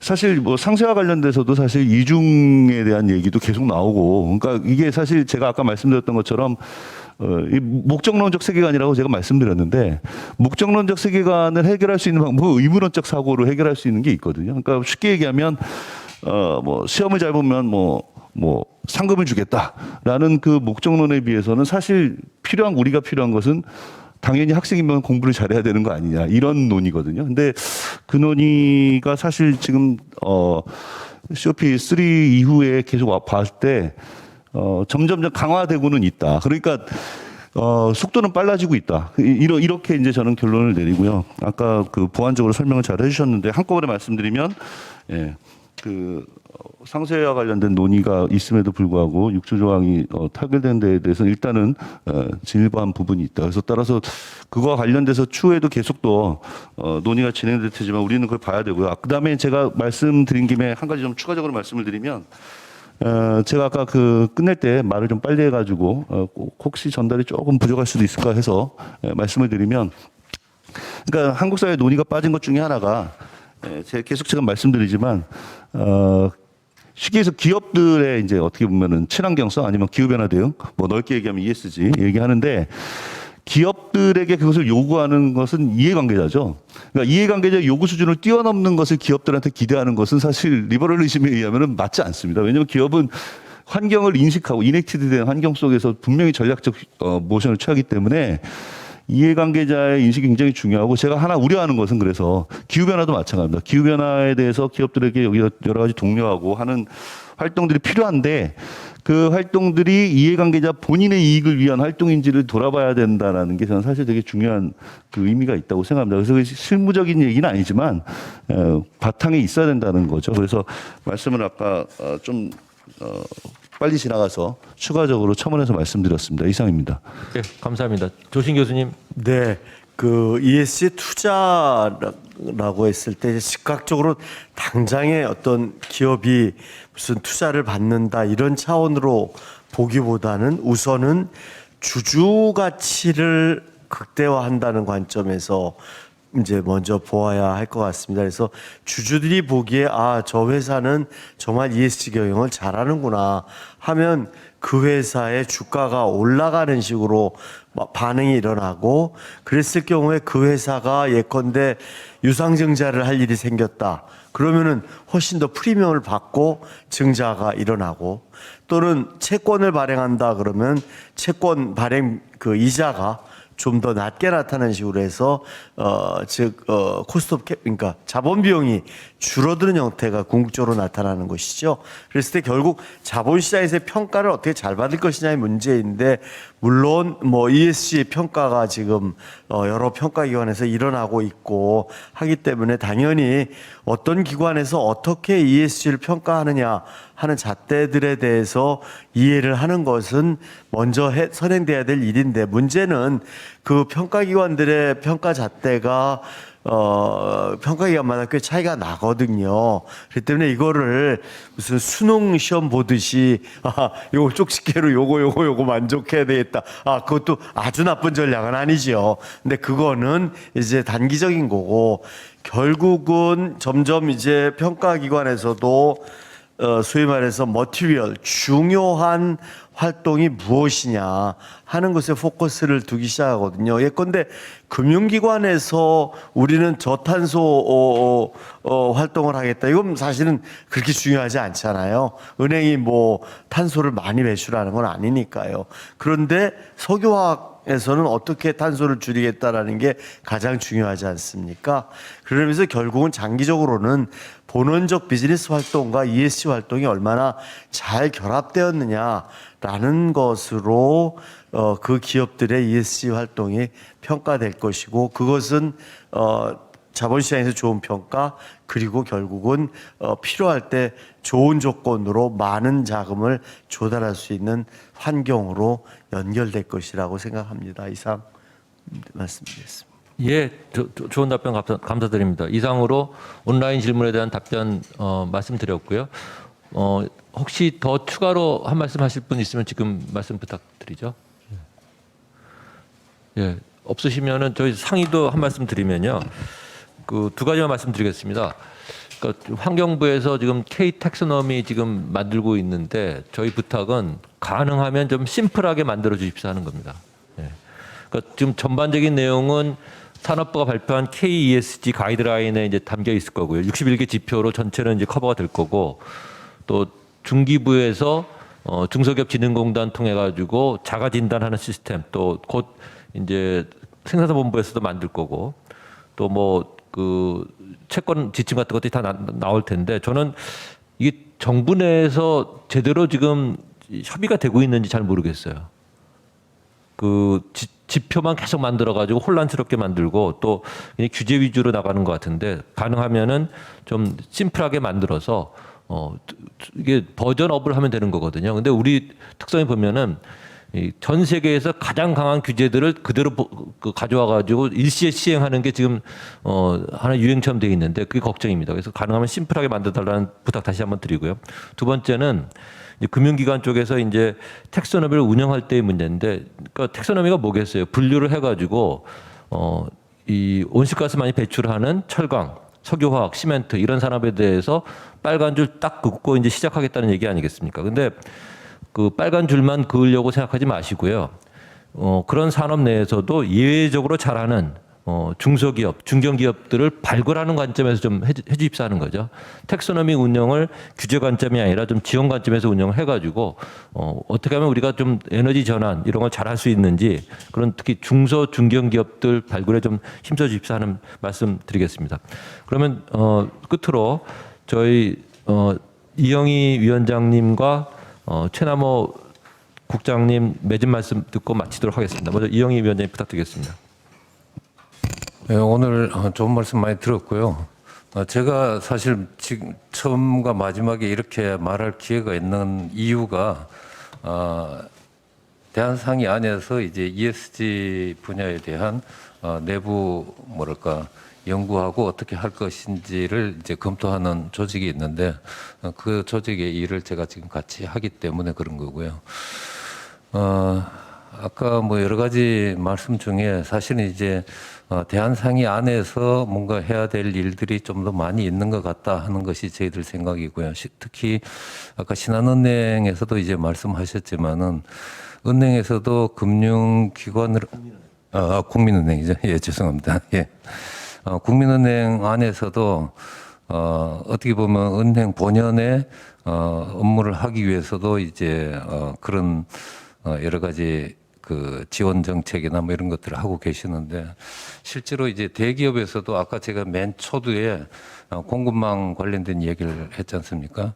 실제로 저희들한테 굉장히 중요한 일들로 다가올 것이고 또 그것이 한편으로는 대기업은 물론이고 중소기업도 ESG에 대해서 부담이 아니고 기회로 전환할 수 있는 굉장히 중요한 어젠다라고 생각하는데 그 부분은 사실 정부도 그렇고 금융기관도 그렇고 뭐 여러 기관들이 고민의 방향과 크기를 좀 같이 일치해 나가면서 해법들을 하나하나 찾아 나가는 것이 굉장히 중요하다 하는 생각을 하고 있고요.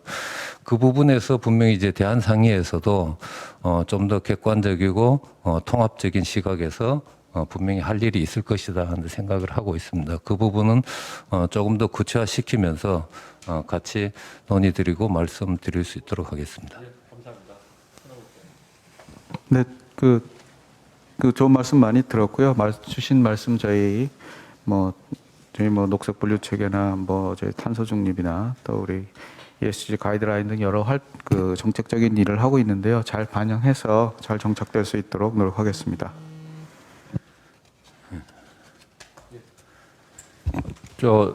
오늘 회의 이렇게 참석해 주셔서 감사드리고요. 저희가 내년에도 이 회의는 계속 하겠습니다. 그래서 좀 많은 관심과 지원 좀 부탁드리겠습니다. 박수 치면서 끝내도록 하겠습니다. 감사합니다. 수고하셨습니다.